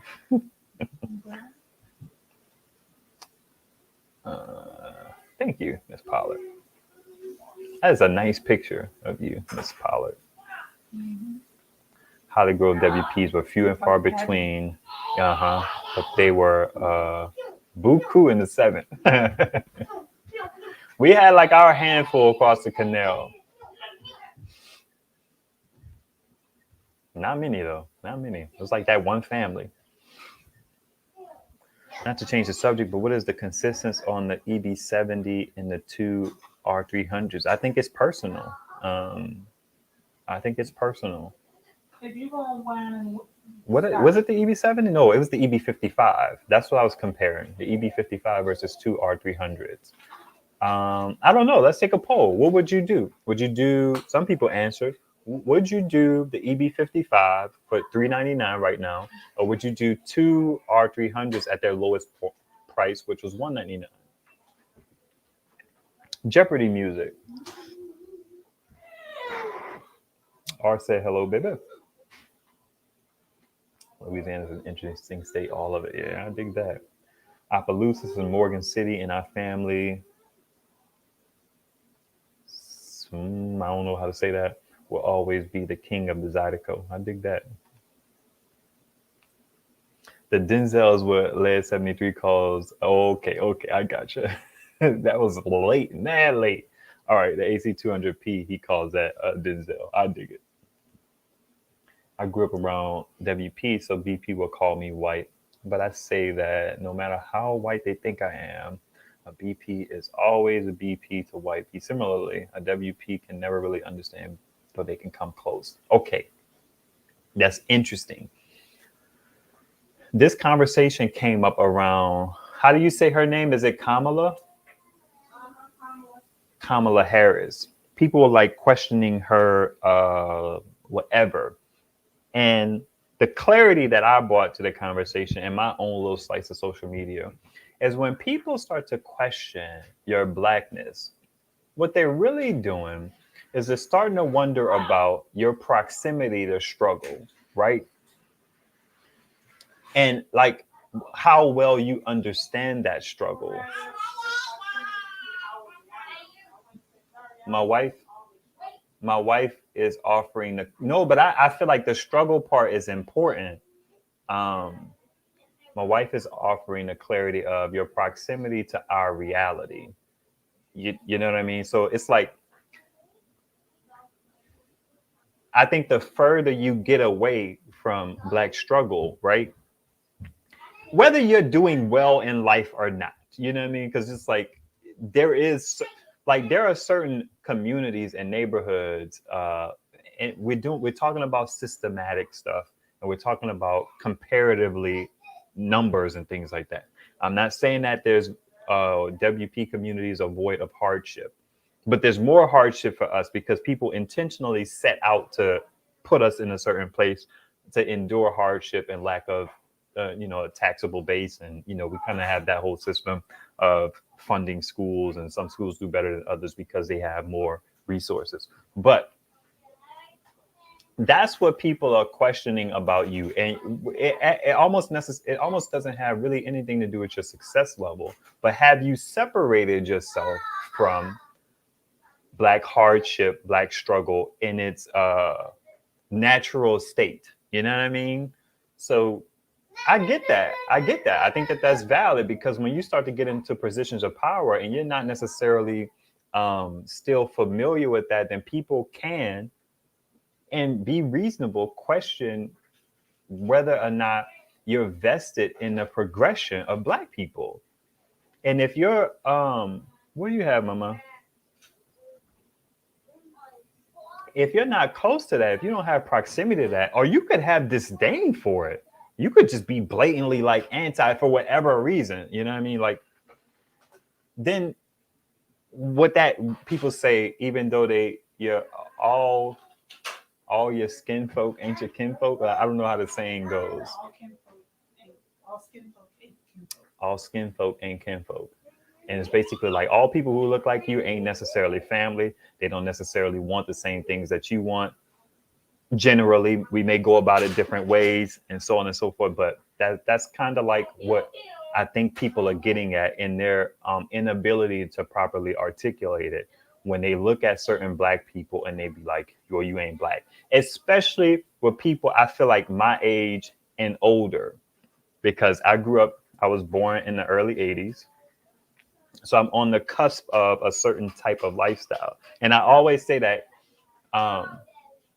these new kids, they have like a different experience. But people who are around my age and older, we, for the most part, the majority of us have a proximity and an experience with hardship and struggle.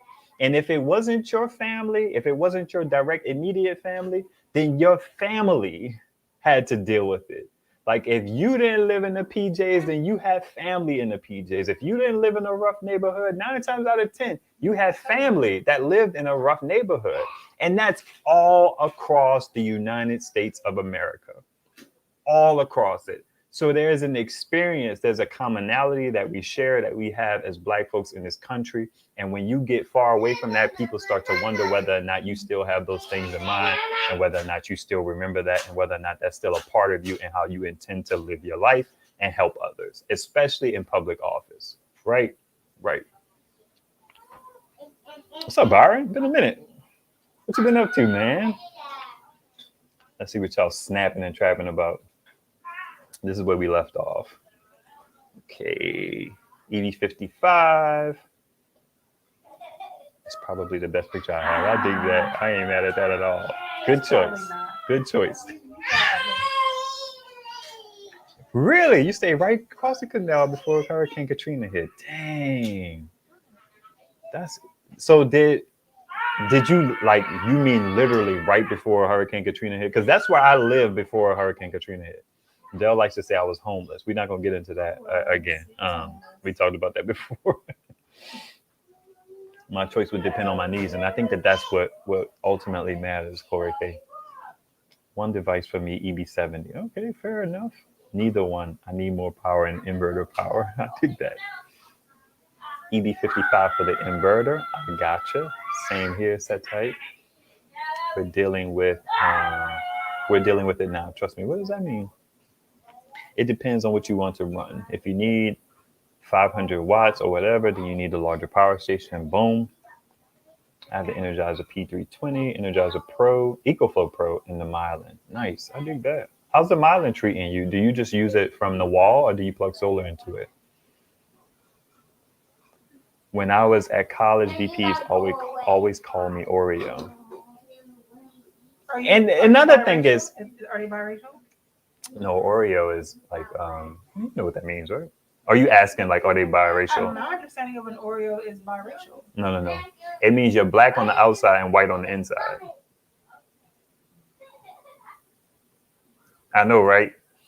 Here's another thing about ultimately race, especially among black people, is it's as harshest as children, and that stuff lives with us forever.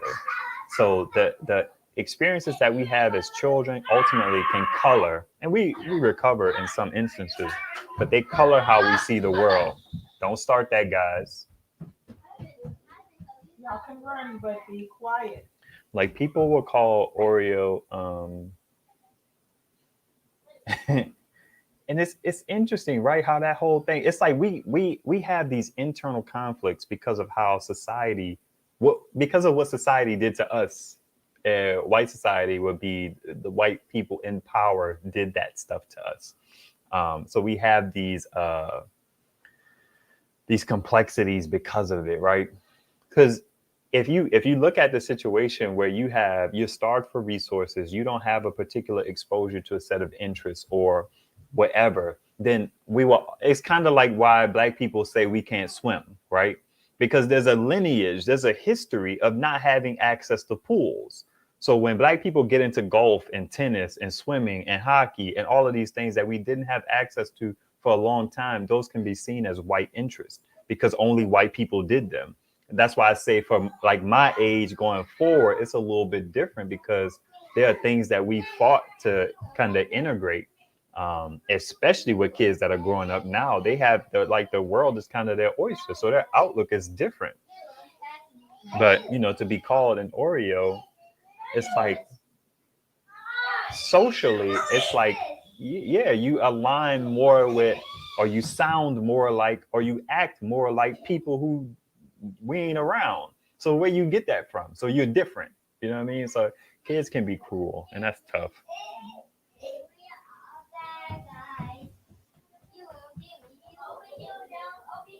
Oreos, they called them. What is that? That seems random. What? Yeah, I have heard Oreo a few times. You want to know what's funny, Satai? I didn't know you were black when we first started interacting. I think that's really interesting. And that's my first time telling you that. I never knew you were a black guy. When I found out you were black, I was like, oh, who knew? Who knew? No, they asked about her blackness because allegedly she never identified as a black woman before, and now she's pulling out a black card in her record while she was in the Department of Justice. Doesn't look so great, right? It's like they're questioning it for the same reason. You know what I mean? Because it all comes down to, are you aligned with? It's like, I don't know, people who are from her alma mater. She went to an HBCU. Like I seriously doubt. And I kind of side with people who claim that they know that that's not true. Being at an HBCU, she did identify, as I don't want to say she identified as African American. You know what I mean? She didn't identify as necessarily black, maybe. I don't know, but I mean, you're not going to identify as too many different things when you're going to an HBCU, especially in that day. True. Interesting perspective. I've never heard people say that that's why they were questioning it. Maybe on some elite level, something like that. I don't know. Yeah, I stayed on Triku Street. Hey, that's what's up, man. I'm on Burgundy. Oh, What? My wife, she gives me grief because we call it Burgundy instead of Burgundy. What you got to say, fam? yeah. What do you say? Is it Burgundy or is it Burgundy? It's Burgundy, without question. It But ain't you go. talking about your childhood street that you've been born and raised, and I can't sit here and just mention the city that we currently live in. Yeah, because I don't live there anymore. I don't volunteer information. That's just my thing. I don't. My mother used to have the room set up for kids learning. My mother was a school teacher. Interesting. I don't know what context that is, but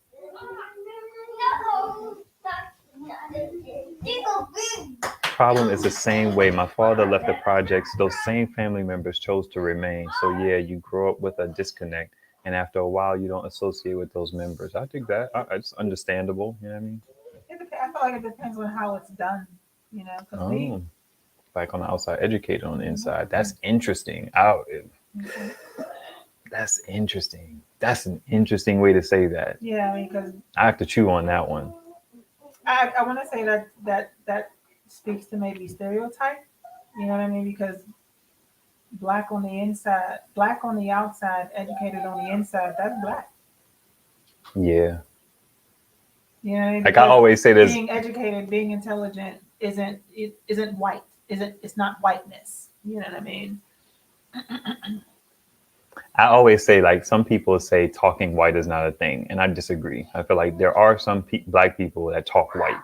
There's some people who speak well, but they don't sound white. Right. But there's some people who sound white when they talk, and it just is what it is. And talking white, sounding white has to do with tone, inflection of your voice. Mm-hmm. When you place your emphasis, and what your disposition is, and what your body language is, and you know what I mean, like those kinds of things.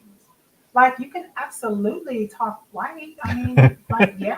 Man, you could just pull it out like that. I actually used to. I got hit with that once when we are now at this point twice removed from the hood. You know what I mean? And we were the only black family in the neighborhood. I can't say in the neighborhood. On my street, we were the only black family on my street. And I remember a chick who was once removed, had just got out of the hood, moved, on another street in the neighborhood. And I remember with such disgust and disdain, she was like, "Why do you talk white?" And I didn't know what she was talking about. I had no idea. You know what I mean? This is like 7 years old, 8. Yeah. Maybe. It's usually childhood stuff. I mean, she didn't mean any malice, you know what I mean? Mm-hmm. But she literally had just left Broadhead, you know what I mean? And came and was over on Marshall on the north side. And it was like, I get it now in hindsight. Check out Setai's video where he compares those two, but people can answer. Does the better inverter on the EV70 appeal to anyone? I don't recall if you tested the max output on both of them. I have to watch the video again for sure. VP went to a store. Yeah, that's what my wife said. This is kind of what I'm talking about right here. Oh yeah, when my cousin called me white at like age 5, that stuff messed up how I felt about black people all the way in my teens. Took a long time not to be scared VP would reject me the second I spoke. Gotcha. Yeah, it's tough. Like we have to deal with everything on the outside of the black community, and then we have to deal with one another as it relates to the effects of the outside, within. My parents required us to use proper English, get good grades, and our cousins still in the hood and the others in the school that had no interest in assimilating called us Oreo or bougie. I can see why. Yeah. It's like it's understandable. There is something about it, you know what I mean? We do change when we leave the hood. Like we change. And some people change more than others, you know what I mean? It's like everybody does it. It's like I dislike when I run into, and I'm just keep it a buck. I dislike when I run into black people who you could tell they have the ability to communicate and relate to you normally, but when they have on their work clothes, they kind of like put on that posture. And it's just like, just be regular, man. You're not at work anymore. But like turn it off. They talk about this thing called code switching, where you talk a certain way at work. It's predominantly white environment. Yeah, it's interesting. Joe Tyson sounds from like a fish. I know that's right. Me too. That's interesting. Where are you from? Required to swim. Where did you grow up? I think it has a lot to do with where you grew up too, because if you have access to like ponds and creeks and stuff in the country, then a lot of times those activities are commonplace. You know, if you grew up in a certain area, you grew up in the city, you might not know how to swim. My mom would say that. I lost my black card a long time ago when I said I liked heavy metal. I lose my black card. That's interesting. That's interesting. It's interesting because, right, like, go ahead. Your dad looking at you crazy because yeah. I had a situation. I was listening to like Linkin Park in the end real loud on my surround sound system. And when my dad came in the house, he was just looking at me like, boy, where you from? What is you listening to? I think it was in the end. In the end goes hard though. Charge. I don't care what you say. I like rock, but I can't do heavy metal. Yeah, heavy metal is weird. I mean, it is.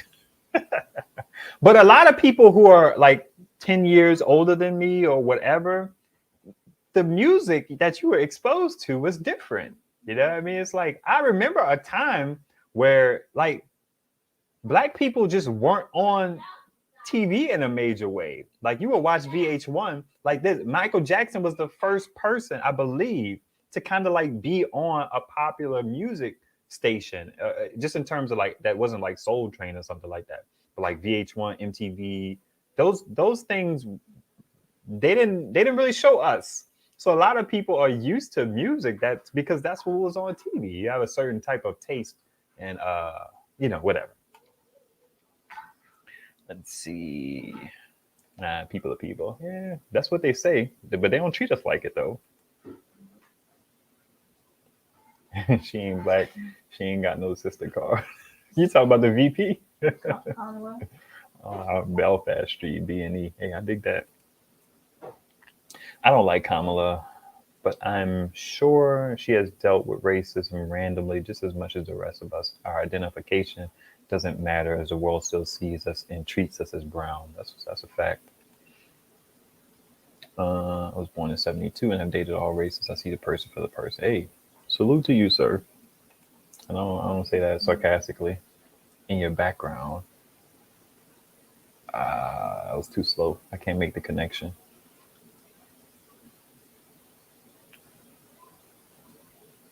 Yeah, I'm missing the connection. I talk white. I tried talking black as a teen. It didn't work.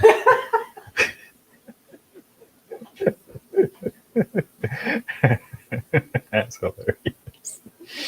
I code switch when necessary. I ain't mad at that. I used to. I think I used to. And it just got to a point where, like, man, I'm not code switching anymore. You heard me?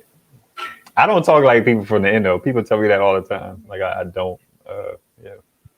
It's interesting. I never really. When you get around your people, you do sound like you're from the Indo, but you don't. It's not the depth. The depths of that NOLA. Yeah. It's not in me. Your background is not of black people in the hood. I'm okay. Having trouble connecting those dots. I learned to speak from English watching TV. Yeah, okay. Dad is a British black, mom left black projects. It's a weird way of saying that. And made sure not to teach me how to talk black, so I don't have it in me. I mean, and I can understand why that would be, that could be a goal of parents, I mean, being able to, especially during that time, being able to see in their view how that could hold you back, what I mean? How you could be stereotyped, how you could be perceived, what I mean? Kind of like our names, like having culturally or ethnic names versus, John, Joe, David. Yeah. Then you got me, Delmisha. Boom. Sharon says, but I disagree with you. I believe you speak the way you speak. That's just the way it is. How? I feel like you pick it up.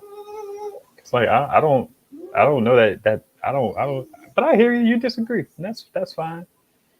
That is a military brat. I'm an army brat. The military, I think, is definitely kind of changes.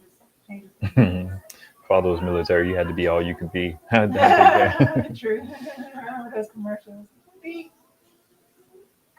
Okay. There's black people, and then there's people of color phrase. A black person is considered a person of color, but a person of color doesn't mean they identify as black, or care for black people. Okay. I typically see POC of person of color as it relates to other brown people. I don't necessarily see that as a differentiation between a type of black person and a type of black person, another type of black person. It's kind of like having to become more specific, saying Adolf, acronym. I never knew that was the synonym. What do they call acronym? His people are products of our environment. That's a fact. Code switching is weird. No one says anything to a white kid who talks differently to their parents versus their friends, which is also code switching. But for black people, it's treated as some big deal skill. I don't know if I agree with that. I feel like young people are kind of making it a thing, but that's interesting. I don't know how I feel about that. I don't know how I feel about that. It's like we get into a point where we start to critique these phrases when these phrases are just words that we try to put to an activity. It's like if you don't relax as much as at work as you do with your peers. And I'm not saying you should. I know that there's a level of comfort in the workplace of professionalism, but some people like pop culture, right? Working around WPs, they have their own culture that they talk about, and that a lot of that stuff I don't get. I just be kind of like, oh, okay, I don't know, I don't get the reference. I'm sorry. And then I have my stuff that I say because I try not to hide my blackness. I think I was talking about Boys in the Hood one time, and I was like, I'm willing to bet none of y'all have seen Boys in the Hood, and they hadn't. We were walking through this little space, and in Boys in the Hood, it was like, hey, yo, you want to see a dead body? But that's something that's a part of our culture.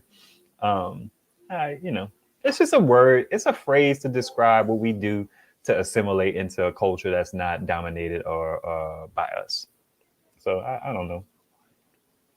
It is something you learn to do, though, right? And to an extent, you have to take it a little higher when you're a black person. It's not just going from casual to professional. You kind of have to go from casual to professional to like a semblance of being able to like talk around white people. And I think there is something to that. I mean, that doesn't have to be the case. I feel like that came. Where did that come from? You know what I mean? I think about my early years and starting my career. Why did I feel like I needed to code switch? And then I guess I don't even know if I did. I think more than anything, it was just the way that I felt like I need to articulate my thoughts in written form when it came to email. You know what I mean? Because there's a certain way that you communicate via email versus, talking one-on-one. Yeah, I could see that. 100%. C. Holmes says, me too, Dell, only black family on my block, but there was a Mexican family, an Asian family, and an African family, Polish family. The block was the United Nations. I love heavy metal. Educated cool. VPs in NOLA were considered past the paper bag test Creoles and lived in Gentilly in the East. Interesting. It's my joint Lincoln Park. Hey, Lincoln Park is good music. Yeah, my middle child loves Lincoln Park. You don't have a middle child. Well, my middle son. He was the middle child for a long time. No, he wasn't. Yeah, for as far as like us having 3 boys, we've had 3 boys for a while. You know what I mean? Before we had 4 They're all kids. like 2 years apart. You're right, but still, there was a shift in my mentality when I went from 3 boys to like 4. Boys, and then it's a girl. It's like they're usually very rare. They're very rarely like they're just now becoming the kids. I'm not gonna say that N word, the other N word. I'm not trying to say that one. I'm gonna leave that one out of it. I grew up in Chicago and I learned to swim when I was around 10. That's what's up. Good to see you, Phone Marshall. Bitcoinist, what's going on, man? Good to see you. Oh, that's cool. I like seeing you, mate. Mate. What's up, mate? Not sure what happened, but I just had to subscribe again. Love the channel, bro. I dig it. I dig it. Thank you. I appreciate that. So you're into Bitcoin? I would assume so. I guess obviously, right? I would assume so. They're hip hopping kids. No, they weren't. What's up, Dennis? It's been a while. Paycheck, what's happening? Hey. My sister pulls my black card all the time because I don't watch the Tyler Perry soap operas. Hey, sometimes you gotta get that card pulled, man. You got it. Sometimes it's all love, though. I pull Dell's black card about every 6 to 8 months. My grandfather was like, interesting. Oh, really? When I was in high school in the 80s, my friends had that Michael Jackson posters, and I came out with the Bee Gees. I love the Bee Gees, though. Hey, Bee Gees is popping. Do you think that was a parental influence? Like, did your family listen to that, or you just kind of like got into a different swim lane and you went with it? 2%. Wallpaper on the wall for learning. I got you. Rock, techno, alternative. Check out Seven Dust lead singer and the new lead singer for Alice in Chains. I often ask white people that I work with, like, what are their top 5 songs of all time? Because I'm not tuned into y'all music, and I don't want to miss out on great music. Like, I'm a fan of like really dope songs, and I'm sure there's like dope songs that y'all listen to. I haven't really come across a whole lot of songs that I've been into personally, but I always ask. I'm curious because, you know, good music is good music. I like country music. I love the storytelling. Yeah. Oh, man, I do. By yourself. I'm about to pull her black card again. My mama learned to speak English while watching TV too. Oh, nice. No, she's from Pittsburgh. I'm from the NO. Mm-hmm. I'm a solar powered Bitcoin brat. Hey, that's what's up. Oh, that's cool. I'm a military brat too, MJ. That's cool. I like reading a lot when I was younger. That influences the way I speak now. I dig that. Yeah, that too. Yeah, reading definitely influenced how I spoke. I'm an Army brat too. Oh, y'all Army brats. Is the baby okay? What you Which mean? one? Yeah, they're all fine. Something happened. NPR has a podcast called Code Switch that goes over this stuff. That's interesting. And sometimes people make a bigger deal of stuff than it's like this, you know, this is the victimization kind of culture, and, you know, woe is me, and I have to do all of this stuff to maintain, and I shouldn't have to. And that's true. You know what I mean? But, you know, I don't come from that culture. Big deal, and it's not a big deal. Yeah. But for some people it is, and I get that. He said, go to the hood, you will find out you are not from there. I dig that. I dig that. Oh man, I dig that 100%. Yes, it's a different life. It is nostalgic for me though, you know, when I do go back to, you know, different parts of the hood that I'm familiar with. Boys in the Hood is a classic. A classic. Code switching. Talking black / white boy when the UFOs land. You better speak Klingon. You better speak something. I was an Army brat up until about 10 years old. Oh, okay, cool. I watched that so many times back in the early days when I was a kid that my videotape broke. Got it on DVD too eventually. Katrina stole all my DVDs. Son of a... Katrina stole everything. She did. She did. Yeah, whatever. When we rock street language, wherever we are from, that makes us bilingual, right? Something like that. Something like that. Sometimes, yeah, I can see that.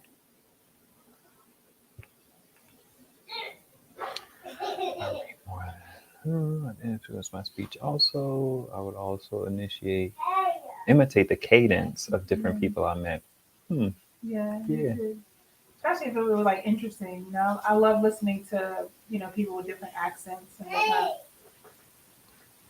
Being a WP to me, it's more about similar interest in color. Interesting. I do think that WP see the news and get trapped into thinking that the crime on TV news represents a particular skin color. Obviously, you know what I mean. Like, yeah, absolutely. I feel like the news is definitely. What do they say? When you indicted, they can be indicted with. I mean, that's media. How you display people is everything. It's freaking everything. East Indians, Asians, Native Americans, Thai, Japanese, Argentinian, etc. are covered. Are considered people of color. I gotcha. Depends on who you're Yeah, talking I don't want to be technical, but it's okay. I'm so behind in street language to. now. I'm Yeah, behind on everybody's behind. Yeah, I'm behind on everything that's like new now. And I understand now, like, my parents and how they didn't know like the names of like none of the like greatest rappers that was like, on TV all the time, mispronouncing names. It's like, mom. But now it's like I'm that person. Check out Tom McDonald with an open heart. Okay, cool. It's on wax now. It's just a part of the archive. I feel like the way I speak is due to the influences around me, telling my age. But when I used to speak on three-way with new friends, Yeah, they would girl. always be amazed that I was black. Yeah, Oh. yeah, that's interesting. My aunt, I remember she code switched. Like she literally spoke. She changed and spoke like white people. You know what I mean? And she was like a very dark skinned woman, and it's how she, got her, different types of like employment and stuff like that as a nurse. It's like interesting, kind of remembering because I was just telling my mom, like literally, like this past season, there's a house over here that's for rent that she was interested in. And I, left her a message, let her know, and she hit me back. I was like, "Yeah, I'm gonna have Julie call and talk to them for me because my mom has a very like when you hear her voice, like she's black." And so she literally uses like a family friend, Miss Julie, to speak on her behalf if it's gonna be a phone type of thing. Do you remember when the automated systems couldn't understand us because of how we spoke, and we had to talk very like differently? It's like 7, 6. Like there's also people talk about how some censors don't do well with people of color skin color because Because they didn't use us as part of their yeah, it's rolling out. interesting. 2%. Yeah. It's funny because East Indians are technically Caucasians. That's interesting. I don't know much Really? about East Wow. Indians, Me but neither. okay. Tell you a family secret. My mom told me one day that she knew from when I was younger that if I got married, I would marry a white guy because dot dot dot dot dot. Well, it's a long story, but it never happened. Really? Interesting. Did you marry a black guy? I find interracial relationships so interesting. They're very interesting. No knock. Sometimes the people in them are worthy of being knocked, but not the relationships themselves. Um, I have this kind of like thesis that I kind of came up with. It's like in a country that has done so much to keep us apart, I find it intriguing when not even just interracial, but when black people and white people find themselves in relationships. I think that is incredibly intriguing to me. And what I also say is typically what happens is one of those people Put it down. typically grew up Put adjacent it down. to the but the culture. So if you usually find a WP with a BP, Put it down. one of them kind of grew up brushing elbows with like whatever. And I'm not saying that that's the rule, but I find it's interesting to find commonality. Again, that's from my vantage point with how old I am. I'm not talking about these new kids who all go to school together. In some ways, they're still kind of segregated, but they all go to school together and they all hang out together. They all listen to the same music. I mean, like people our age. I find those relationships very intriguing. Y'all just getting like an Ivan Dell today, right? May not have to go live tomorrow. Yeah, we're gonna do it anyway. Dang, 2.5 hours. Yeah, it's been a minute. I don't really do favorites, but I've always liked a song from the 60s called Classical Gas by Mason Williams. Interesting. I'll definitely check that out. I love classical music. I don't love classical music, but it plays a part in my listening pleasure depending on what's going on. Went to a mixed race elementary school, Lusher, and it's how I was able to speak with all people, Latino, Asian, Indian, etc. It was lower school Bennington. I think that's a TV show. I don't get the reference. I don't watch a lot of these interesting TV shows that people talk about. Oh, I got that one already, 2%.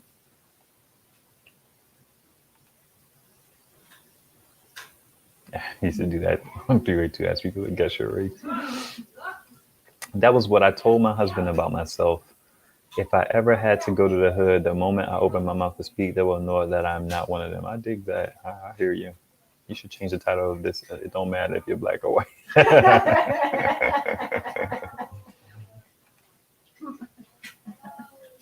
Oh, interesting. I missed a question. We say 4 instead of 4. Yeah. It's like country music and storytelling, listening to Marty Robbins, El Paso, Felina, and my wife, Joe Tech Soul Country. That entire album is great. Interesting. Check out Look and Live. He's a black Christian pastor that loves.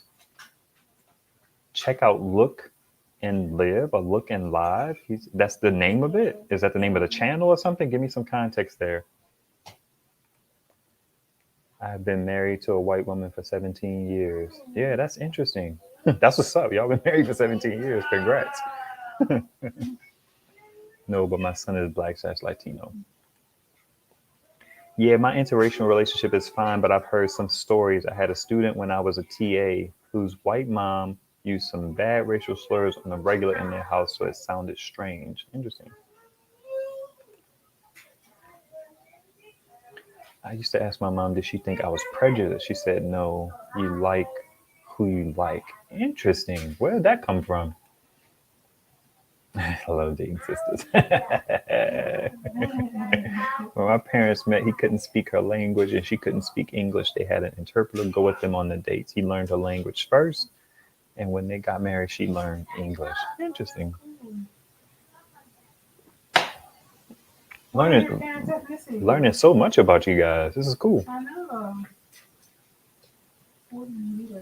That's a ham radio joke. You know I ain't gonna get it.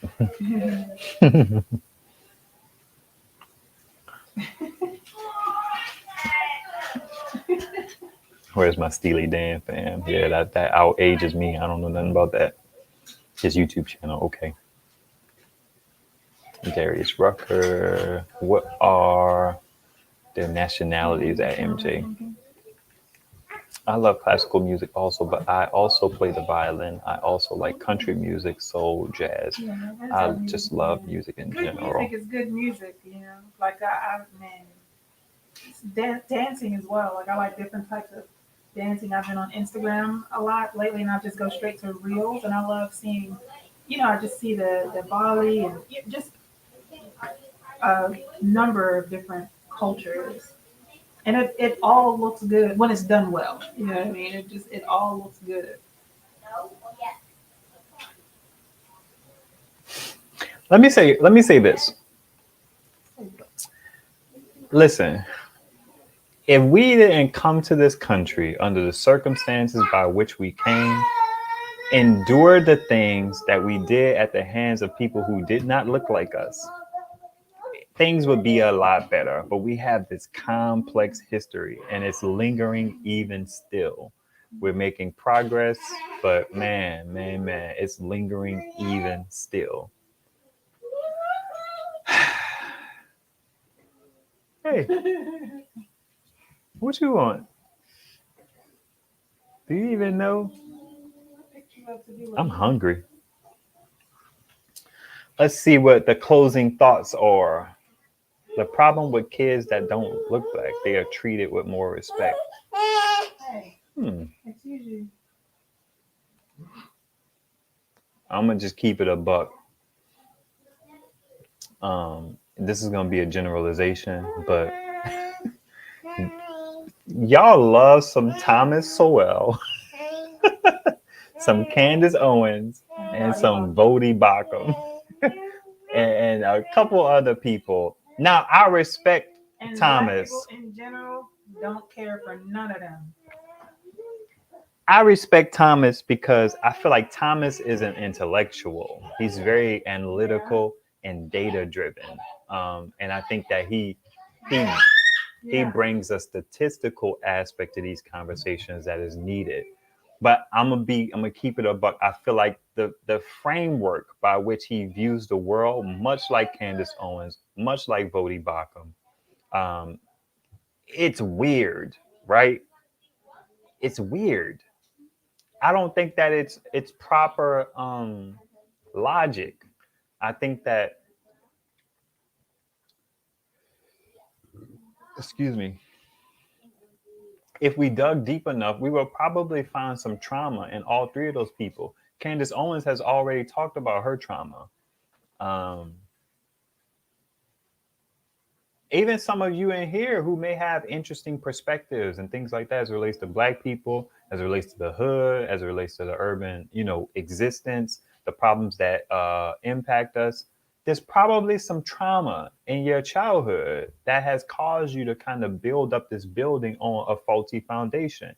And it skews the way you look at these and have these conversations.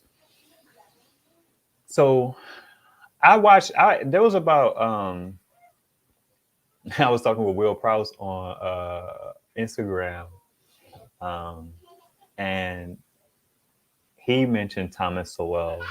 I don't know how you say his name. I think it's Sowell. And it's like,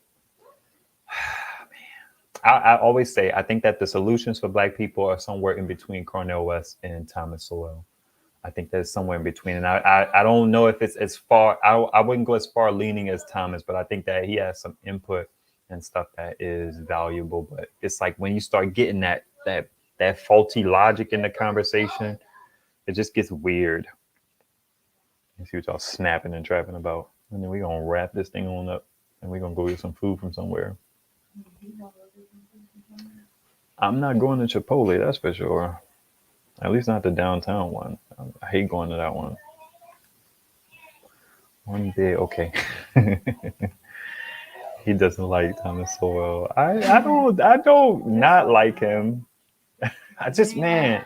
Let me see. Hold on. What's this? Handle him with caution, basically. I'm gonna show that one because that's how I feel within some ways. It's funny because I don't see hidden messages here. I have to see them here. So if you ever had a message that was hidden, I probably could have allowed it, but it didn't show up here in StreamYard.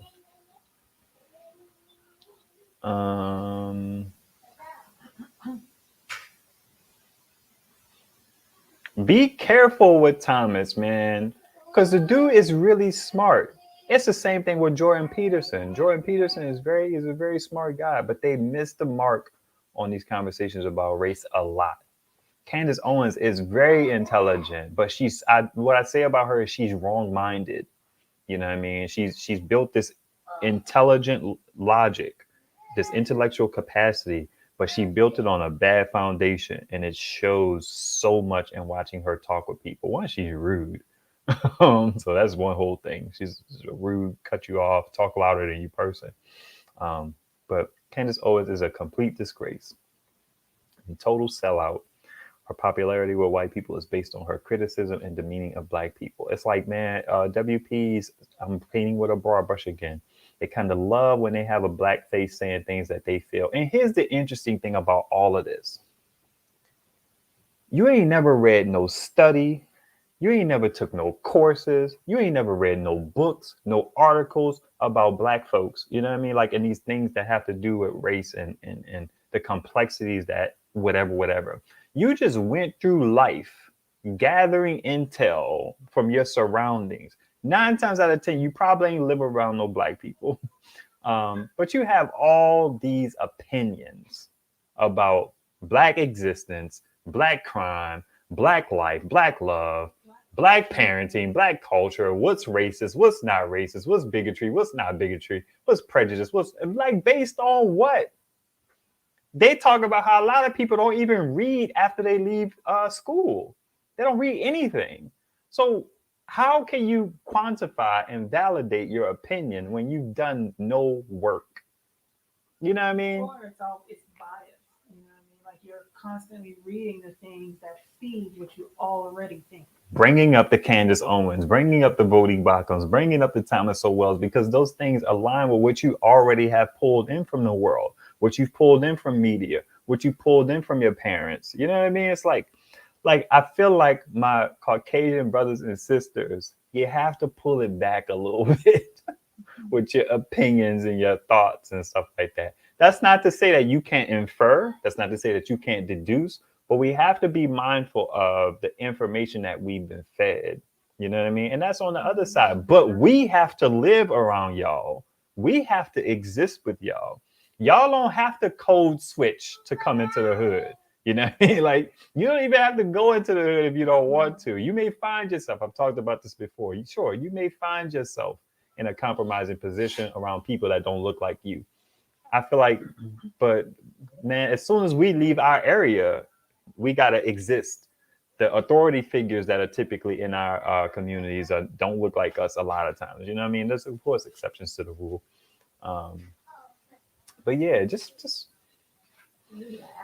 relax. That's a good word. Relax. And then talk to people who are willing to have reasonable conversations with you. Because I said this before, all Black people are not capable of having good conversations about race. We're not.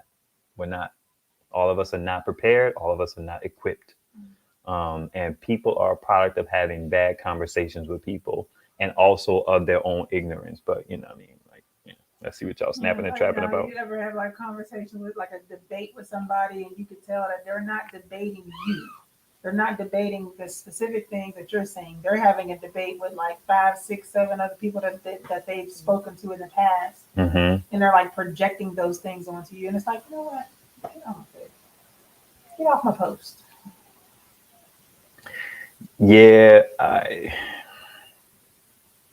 Okay. If that's what he said about himself, I guess I'll have to do some digging as it relates to his backstory, because people will say that they'll be like, yeah, I was a Democrat, you know what I mean? But now I'm Republican. I was a racist, a person who felt a certain way. You know what I mean? It's like, it's all interesting, but we have to analyze those thoughts as well. Because just because you deemed yourself one thing doesn't mean you are the best of anything.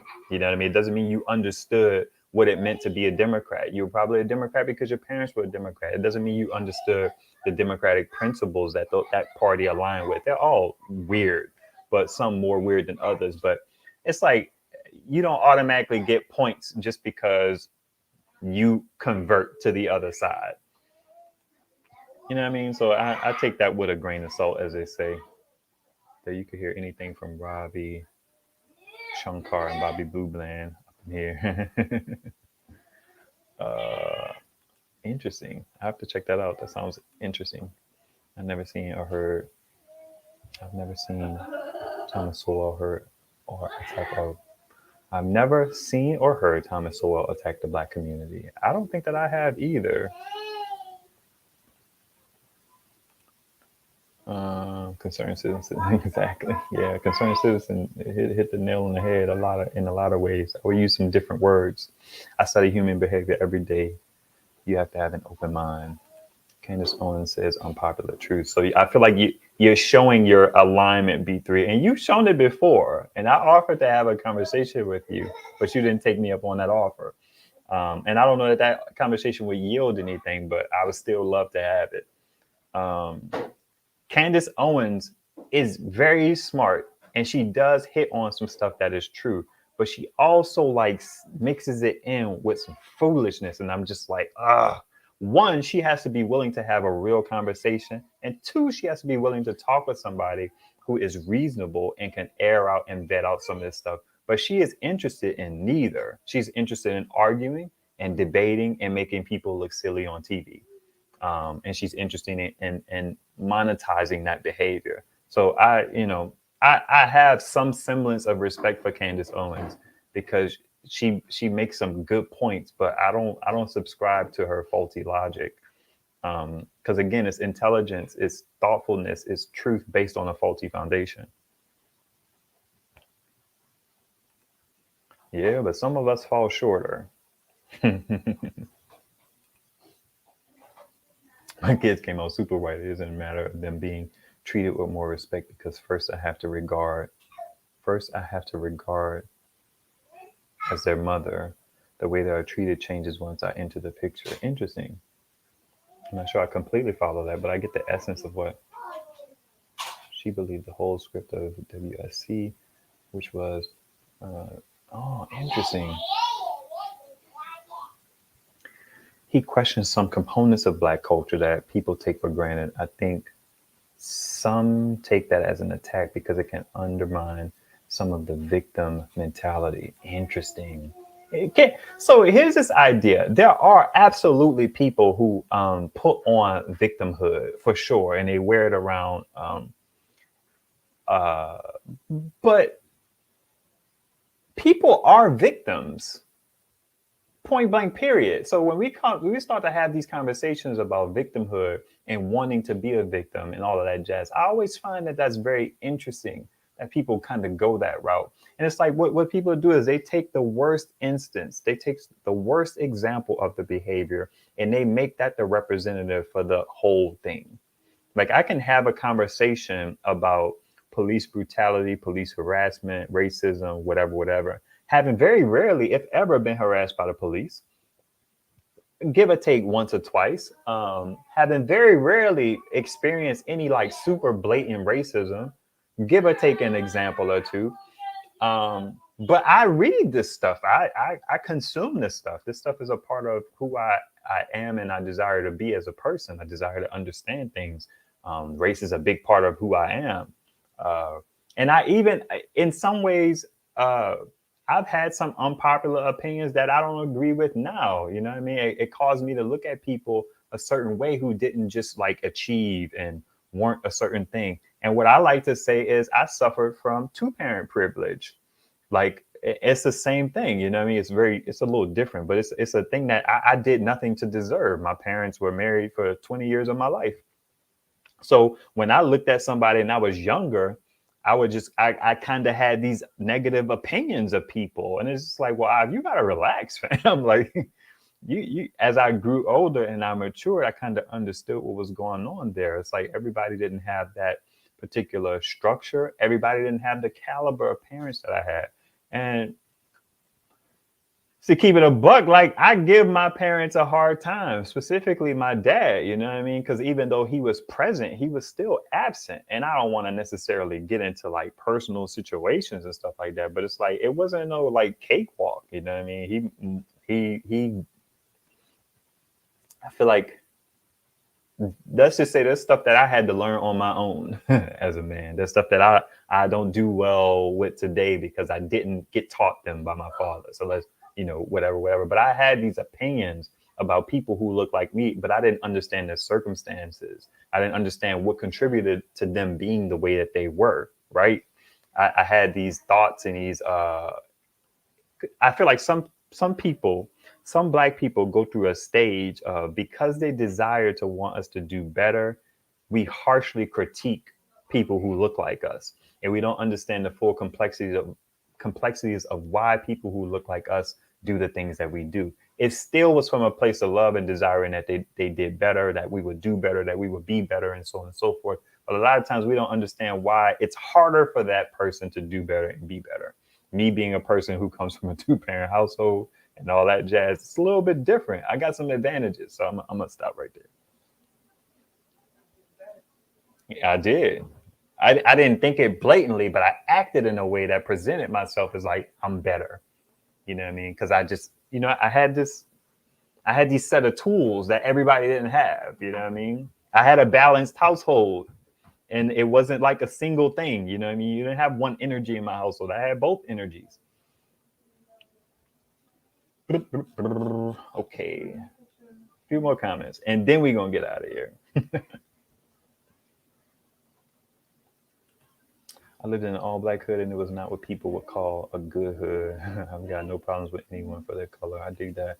Thomas so well explains how and why the black community is in the condition it is, and the Honorable Minister Louis Farrakhan has the solution it is to do for self. I dig that. I ain't mad at that. I don't know that. I don't know that person is talking about, but I agree. The truth will lie somewhere between blacks are right and whites are right. What person? Candace Owens, Thomas Sowell, Cornell West. Cornell West. Y'all know Cornell West? I think both sides are blinded by their personal bias. Yeah, they can be.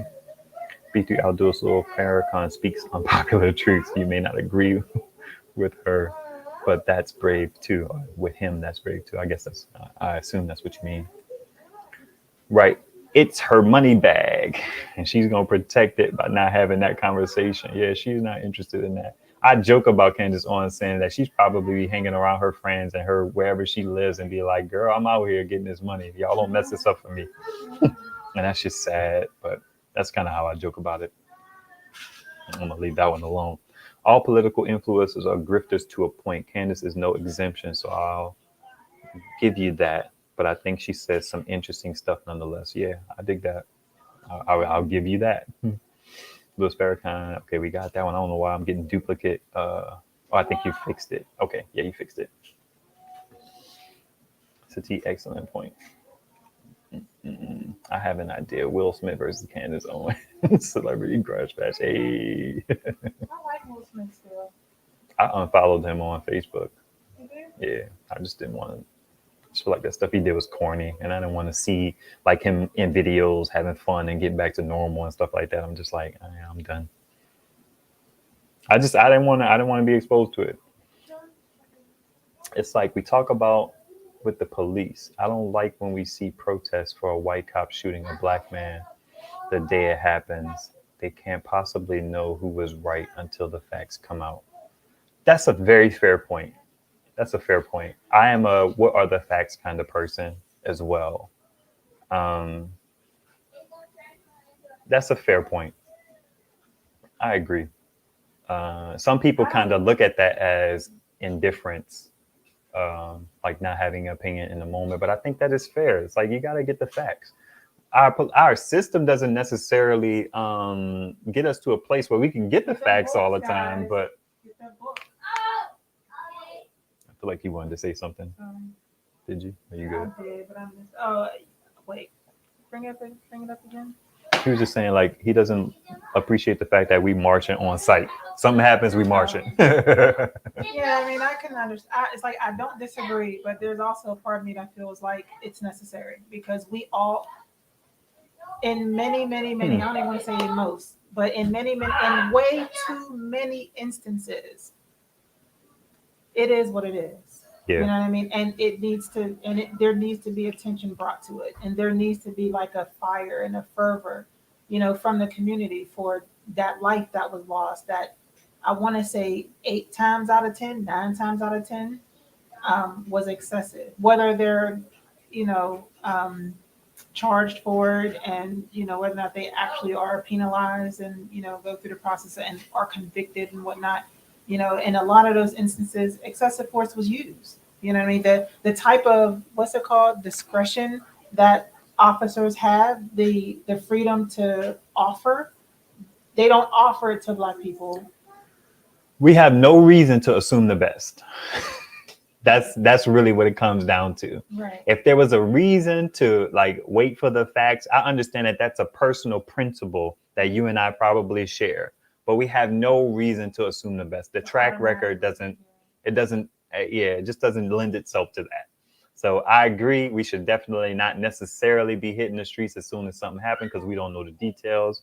But some people were present. Some people were, at the scene. You know what I mean? Some people were actually, you know what I mean? So I think sometimes that is like on the ground, like within that specific area, like they know what went down and they have a problem with how things went down just because the media hadn't caught on yet, to the facts of the case, because even the facts of the case can, be disputed as well.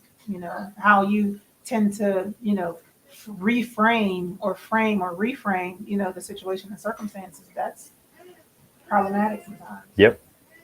You want to control the narrative. Like, It no. is. Excuse me.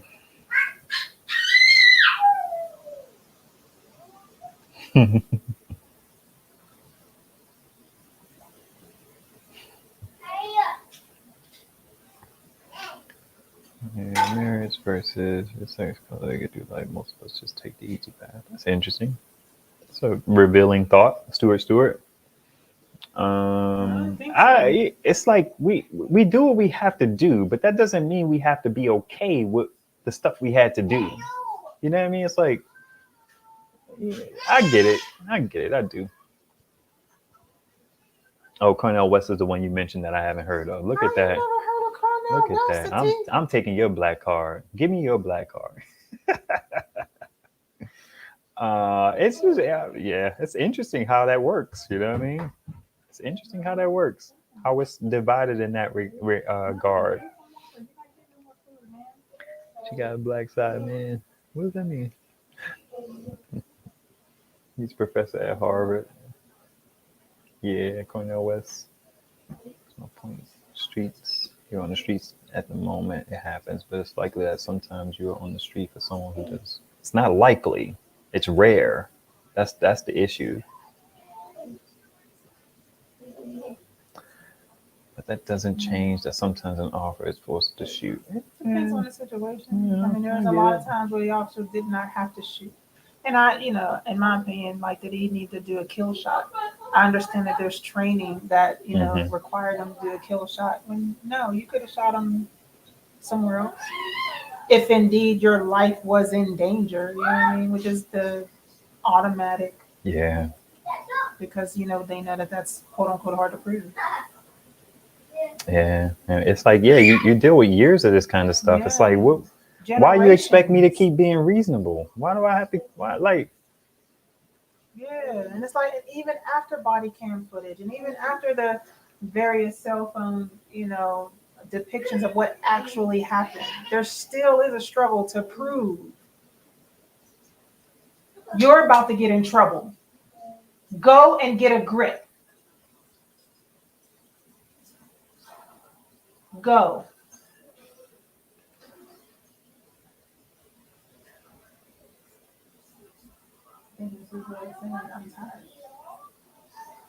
Yeah, probably.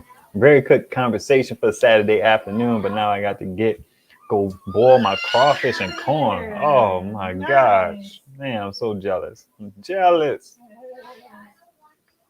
Media chooses specific stories to exploit us. That's right. Which is why we have to be reasoned and we have to be careful when we have strong opinions about things, because we know the media is playing us against each other. We have to.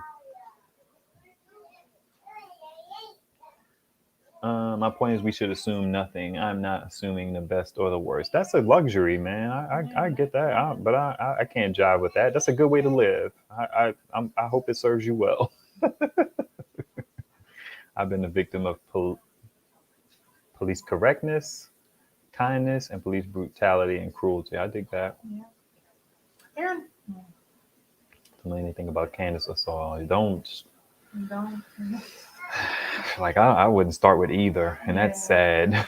I tried giving Candace Owens a chance by listening to her talk about something that was non-political. I couldn't get through it. It's like I have a problem with people who speak so confidently and with certainty about people and situations. When it comes to like speaking about a person's intentions and their heart and who they are and who they aren't and what they meant and what they didn't mean. It's like, who are you? Like, no, I had to turn that off. And I like genuinely, sincerely tried. Yeah, she makes it hard. She makes it really hard. I had them pull guns on me once when I went to my investment property, the same floors. Someone called them on me apparently because I was suspicious. Isn't that interesting? Yeah. It's like these situations are not rare. I actually had I'm in this Christian apologetics group, so these are supposed to be your very intelligent and studied, believers within the Christian faith. And so I remember like one person actually, it's probably one of those conversations about CRT, and they were like asking me what specifically had I experienced, like what racism, or acts of racism have I specifically ever experienced? And it was just like, dude, why are you asking me that? Because it was kind of like as if I'm supposed to speak on it like it's a badge of honor. You know what I mean? While also, expecting to find out. I don't know. It's like I don't even know. I can't even speak to what their intentions were. So I'm glad that, the moderator came through and was like, "Come on, dude, calm down. That's a very inappropriate question to ask somebody and insensitive and blah blah blah." And their excuse was like, "Well, nobody else has ever been offended, by me asking that question." And it's like, man, go sit down. This is interesting. One, I want to deal with this. Truth Matters coming from a WP, the Jussie Smollett's hurt BP. That's interesting. Who hurts WPs? What people, you know what I mean? Like who represents y'all in a way that is not appealing? Who comes to mind when I ask that question, B3? Marjorie Green Taylor. Well, she hurts Trumpers. This is interesting. I've never really heard this logic before. There is no such thing as a non-kill shot. The safest shot is center mass. Shooting in the leg risks shooting other people. I can see that. I mean, I don't know. I mean,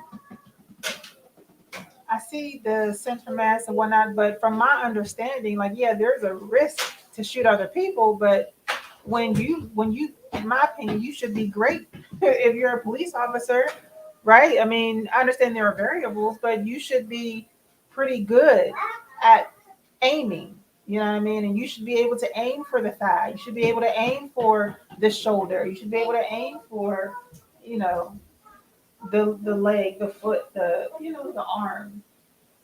I mean, I don't mean to seem unreasonable, but I just feel like that's a kill shot. Like the purpose of like is the purpose to kill or is it to stop them from and then to stop them from what? Yeah, policing is a problem. We couldn't even unpack that in a conversation like this. It's just a serious thing that we actually need to talk about and do something about. So I can't even live in that space. Of, yeah, I agree with this. It's the media's portrayal and your inclination, maybe not you specifically, B3, your inclination to have an example of a Jussie confirm or reinforce or have a representation of something that can represent a whole group of people. I get the pragmatism in that, right? Like, but people are people, you know what I mean? It's like this respectability stuff, like don't lie. It's like, well, all people lie. It's like, don't do drugs. Well, all people do drugs. Well, don't want to get in trouble and, misrepresent your family. People do that all the time. So I don't subscribe to this idea of like, he hurts the whatever. It's like, no, it's that people don't have enough varied experience with everyday Black people to the point that when the media raises the Jussie story to the level that it does, it just confirms what you believe to begin with. It like you don't have any opposing data set to the point where Jussie does something to you or the majority of people or whoever he impacts. You know what I mean? It's like his. Yeah, that's an interesting concept. It's like, yeah, you don't do yourself any favors by being a greasy human. You know what I mean? The white girl who killed her Black boyfriend in Miami had blood all over her after she stabbed him to death, and she was never placed under arrest. This has happened 2 days ago. That's interesting. Yeah, I stay away from stuff like that. Like if I can't do anything about it, I'm now to the place where it's like I have no emotional capital for it. Like, cause I be wanting to change stuff. Like I be wanting to like, okay, how do we move? What do we want to do differently? I'm not into the outrage stuff. I'm just, that's not me. So it's like in a world of people who want to be outraged and upset and mad, I don't have the emotional capital for it anymore. Because when I start to want to talk about reasonable about something, You never had emotional capital for it. what I mean is like, you're right, technically. But what I mean is I'm not gonna be out here with the, you know what I mean? It's like I feel like y'all are in a space. I'm not in that space. I ain't got that. Mm-hmm. But if we ready to like, you know what I mean? Yeah, mobilize. Then I'm with that. I'm with that 100%. It's like, man, I be wanting to like, oh wait, what Byron? What they have 70% of blacks killing people every day. This is happening, and that's interesting. I'm gonna allow that. Um, they have 70% of black people. Blacks is such an interesting word to read. It just feels very disconnected. Blacks killing people every day. This is happening in Philadelphia. What's the what's the Context. yeah, what's the point of like what are we talking about when we talk about that? I don't want to make any assumptions. Thank you, MJ. I put that up to super fast. Super chat. I agree in that they're very different, but they still have that dysfunctional mindset that peeks through. Candace more so than Thomas. But Thomas shows his colors too in his videos that I watch. I've consumed a good like 20 of his videos. His videos, not people cutting stuff like on his channel. And when I listen to him talk sometimes, I just be like, you missed it. You missed it there. You know what I mean? And then after a point, I got tired of it. Who gets to determine what a justified police shooting is? Thresholds vary between who you speak with. I mean, that's easily solvable. You have a review board full of people of integrity and they get to rule on it. I mean, we can solve these problems if we're interested, but the integrity piece is important, right? Yeah, that kind of stuff happens a lot. Did they at least collect our clothing as evidence? Probably not. Who cares? She's not in jail. And dissect your statement and understand my point. We all don't have the tools that you were blessed with. All opportunities are not universal. Okay, you're saying that at set type. I was like, what did I say? Dang, coming at me a little hard there. Geez, what I do, the LVP? Anytime a black person goes nuts, the white media paints us all as some type of person, but wrongfully so. As that same type of person, wrongfully so. Yeah, it just resonates with what people believe about us. The media and the what do you want to say? Yeah, what they want to believe about us. Yeah, the media, depictions, art, all of that stuff has been to justify how white people treated black people in slavery and segregation. It's all been a tool of their, you know what I mean? So it's like that there's a history of that. You know what I mean? Yeah, it's wild. So it automatically lines up with what the disposition is. I know you're white. No, he's not white, he's black. Mm-hmm. Yeah. I know, right? It had to be. Black Plumber has moments where he goes hard in the paint. So All right, Black Plumber, you better calm down now. Sorry, Dale. Unfortunately, it doesn't work that way with firearms. During the heat of the moment, accuracy is down. Center mass is the easiest target. I can believe that. I can understand that. But listen, I still feel like the standard should be higher for policemen. I get it. I get what you're saying. I don't even say that. It's like we have a police training problem in this country, in my opinion, especially because of the history that we have with black and brown people compared to white people. Y'all know how it is, man. You could see a white person coming at a police officer with a freaking katana, a sledgehammer. And you've seen these videos, they'll run away from them and because they don't want to kill them. It's like, no, but you cool with killing us though. Because we, what? Because you were fearing for your life. Because you saw a cell phone. Or I wrestled you to the, man, come on, man. I hear you though. I don't mean to get worked up.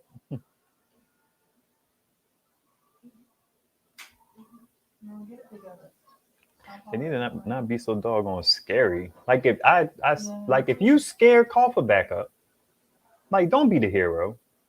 De-escalate the situation. I'm afraid right now. You know what I mean? I'm scared this dude's gonna get the best of me. Just get help. You know, don't be so arrogant. It's police anyway. But also, I think something that's important is the fact that, and this is across the board, Black people see ourselves in other Black people and white people the same. And so when it's the opposite, a white person, a white officer doesn't see the same thing when they're, dealing with a black person. That's just natural. You know what I mean? Like I see my aunts and my uncles and my cousins and my mom and whatnot, and my father and my brother. You know what I mean? Like in other black people, I see my extended family in other black people.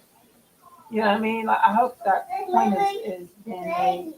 So when a white officer sees a black person, I think it's very different from when they are interacting with another white person, to a degree, within reason. I don't want people to start talking about statistics and how white people get killed just as much as black people and blah blah blah. I don't think that either, because that's not necessarily true. I think it's something else. I think that in some ways, people look at white people and reason tells them there has to be something wrong with you going on today for you to be acting like this. So let me reason with you and figure out what's going on. I feel like and no, this is not, conclusive, but I feel like somewhere deep down, officers and people in power know that we got stuff to be mad about, know that we got stuff to be angry about. They know that it's unfair in this country, and I feel like they treat us differently. Whereas like a white person spazzing out is looked at as like, you must be having a bad day. Yeah, you know what I mean? Because at the end of the day, your life. I mean, come on, this is America. There's no reason for you to be this upset. I'm doing a little tongue-in-cheek thing there, but I think that there's some truth to that. Okay, yeah, that's fair. There's an unfairness. Yeah, we talked about that. If the media gives you 5 stories in a specific narrative that turns out to be wrong, then the 6th story will be met with skepticism. That goes for everything. I don't understand the context of that, but I feel you. I guess my next video would have to have my face because people are calling me white on here. Yeah, it's like your picture's right there. You're wearing blackface. Oh man, all of those white women who falsely accused black men of doing things to them, they weren't sent to jail after they were found out they were wrong and lied. Yeah, the judicial system has issues, that's for sure. We are killing our own now. I feel like that's a very interesting point of view that parrots a white narrative of poor people being violent towards poor people, when we're not acknowledging why poor people are poor in the first place, specifically black people. And I've talked about this before. When you have any community that is starved of resources, they revert. Some of those people will revert to their lower selves, whatever you want to call that. I've talked about this before as well. You look at the current example.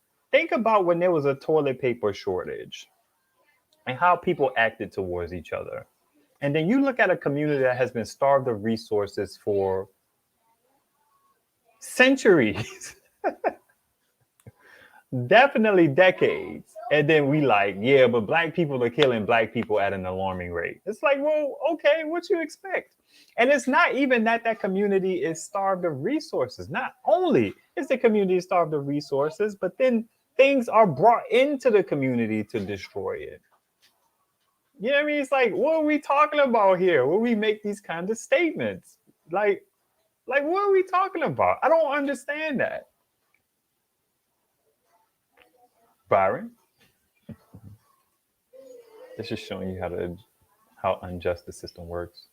I guess I kind of understand that. I don't know what that means, LVP. Does anyone know any USA produced solar panels and power stations? I think it seems like most are from overseas. Most are from overseas. There are some that are, I think, made here, but I wouldn't know.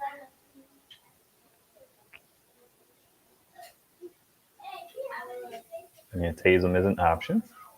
That is, until they turn around and claim they were going for the taser rather than went for the actual gun. But I digress. Some power. As a community, we need to concentrate on prosecutors and judges who are elected and make sure they don't get reelected. Don't allow the people to forget and forgive. Get them out of office. I dig that. I worked for the city on a police force for 24 years. When they had the riot, blacks got mad at me for fixing the police cars. True. It's understandable. People want you to take a stand. You didn't take a stand. It's understandable. I mean, it is what it is. Some people are like, not everybody's going to march. Not everybody's going to toe the line. Not everybody's going, you know what I mean? It is what it is. Majority of police use against WP media doesn't tell you that. That's what my wife was saying earlier, kind of miss it with the stats. The majority of them are the problem. The problem with that logic is that it's disproportionately black people, though. Sure, it's just like the majority of people. A million of y'all. So of course the number, it's like it's a million of y'all and it's 100,000 of us, but yet it's 56% of us and like 22% of y'all. Yeah.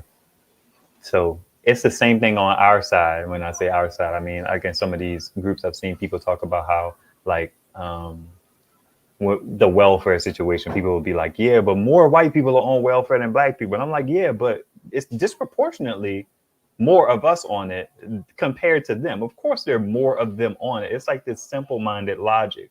Like, you got the talking point, you know what I mean? And you just ran with it. You didn't necessarily think analytically or cognitively about it. You know what I mean? This stuff sounds good to us and we just kind of, share it and all that jazz. Do you think there is more racism against BP versus Asians, Hispanics, Jews, Muslims? That's an interesting question. I would say yeah, because again, the intentionality. Those other ethnicities, and there's also with those other ethnicities weren't brought over the way that we were brought over, and then on top of that, there were things that were literally put in place. But I basically said the same thing. Oh, Numerically, you are right. Proportionally, you are wrong. And there are things that were literally put in place for the continual oppression of, African descendants of, slaves. When it comes to, Asians, the various types of Asians and Latinos, and, like, I feel like there is a significant amount of racism against those communities as well, but it's from a different place, Mm-hmm. So I do feel like there's a different amount. But I also think about, I don't know what the numbers, I don't know what our populations are, I look at it simply like this. And this is just me winging it. But I would say,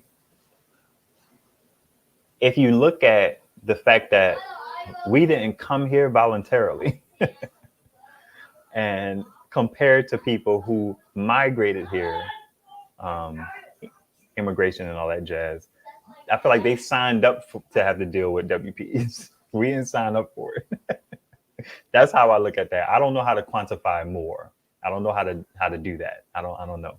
You start looking at, income inequality, mortality rate, quality of living, wage. Like, how do you quantify more? Feelings towards them? I don't know. I don't know.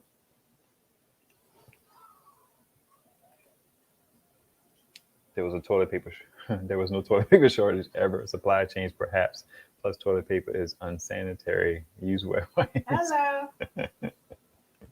I am big on that. I've been saying that for a long time, but you gotta be a man. Guns are coming in black areas more than ever. No Bibles. Okay. Yeah. Thank you. Just like the Italians and the Irish, crime is out of control here because of a lack of jobs and opportunities for young boys. But we have a free flowing of drugs from across the border and easy to buy guns from our tri-state neighbors. Hey, problems are complex. They're not as simple as don't stop killing people, stop killing each other, stop shooting each other. It's true. Setai's follow-up is right. Unsanitary. Yeah, I don't think that word either. I just prefer wipes. That is the narrative that media never mentions about our city. Yeah, it's like interesting. I would love to have a conversation about, like, man, how do we solve the issue in Chicago? That's me not knowing a lot about Chicago, but it just seems like if there was any particular city, like, can we just all, as people who are concerned about violence against young Black and brown people, just decide, okay, how do we fix this in this city? A nationwide effort Like, yo, let's figure out how to fix fill in the blank chocolate city. And let's all just kind of like get into it and think about it and pool resources and figure it out. You know what I mean? Like, do our best trying to. That's how I feel about stuff.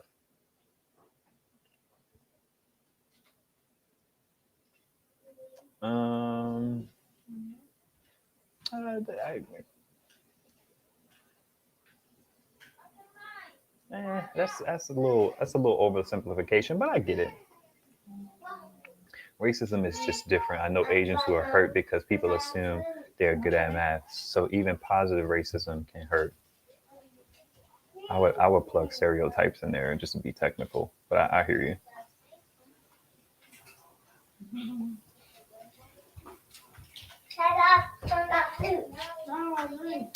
Interesting. I'm definitely not going to deal with that one. Excuse me. That was kind of loaded. The Chinese exclusion act, Japanese internment camps, Trail of Tears. Philadelphia, Chicago lead the U.S. and how they're virtually tied. Okay, I gotcha. Chicago isn't the most violent, though Baltimore is ranked worse than here. We just talk about it more often by the news.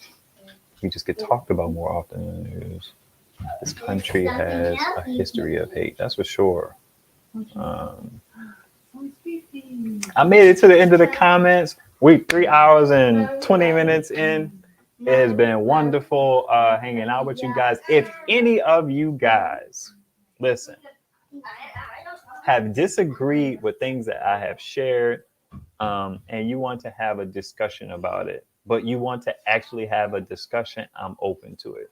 We can chat on Facebook, Telegram, or Instagram on those messengers. I'm open to talk about it. I try my best to be fair. I try my best to consume content that is related to varying points of views, because ultimately I try to be like solution oriented, and I'm trying to like bridge the gap. But not everybody's like that, and sometimes it shows in these comments. And I don't blame people, but I just feel like we have anyway. All right. It's been wonderful. We will see you guys tomorrow. I don't know now. It's been a minute. Maybe we'll see you guys tomorrow. If we can come up with some topics and stuff like that, we'll let you know. I have some things in mind. They'll also have some things in mind. Y'all be beautiful. Any closing thoughts, leave them, because the chat stays open for a little bit. We haven't had anything to eat yet, so we're gonna get some food. All right.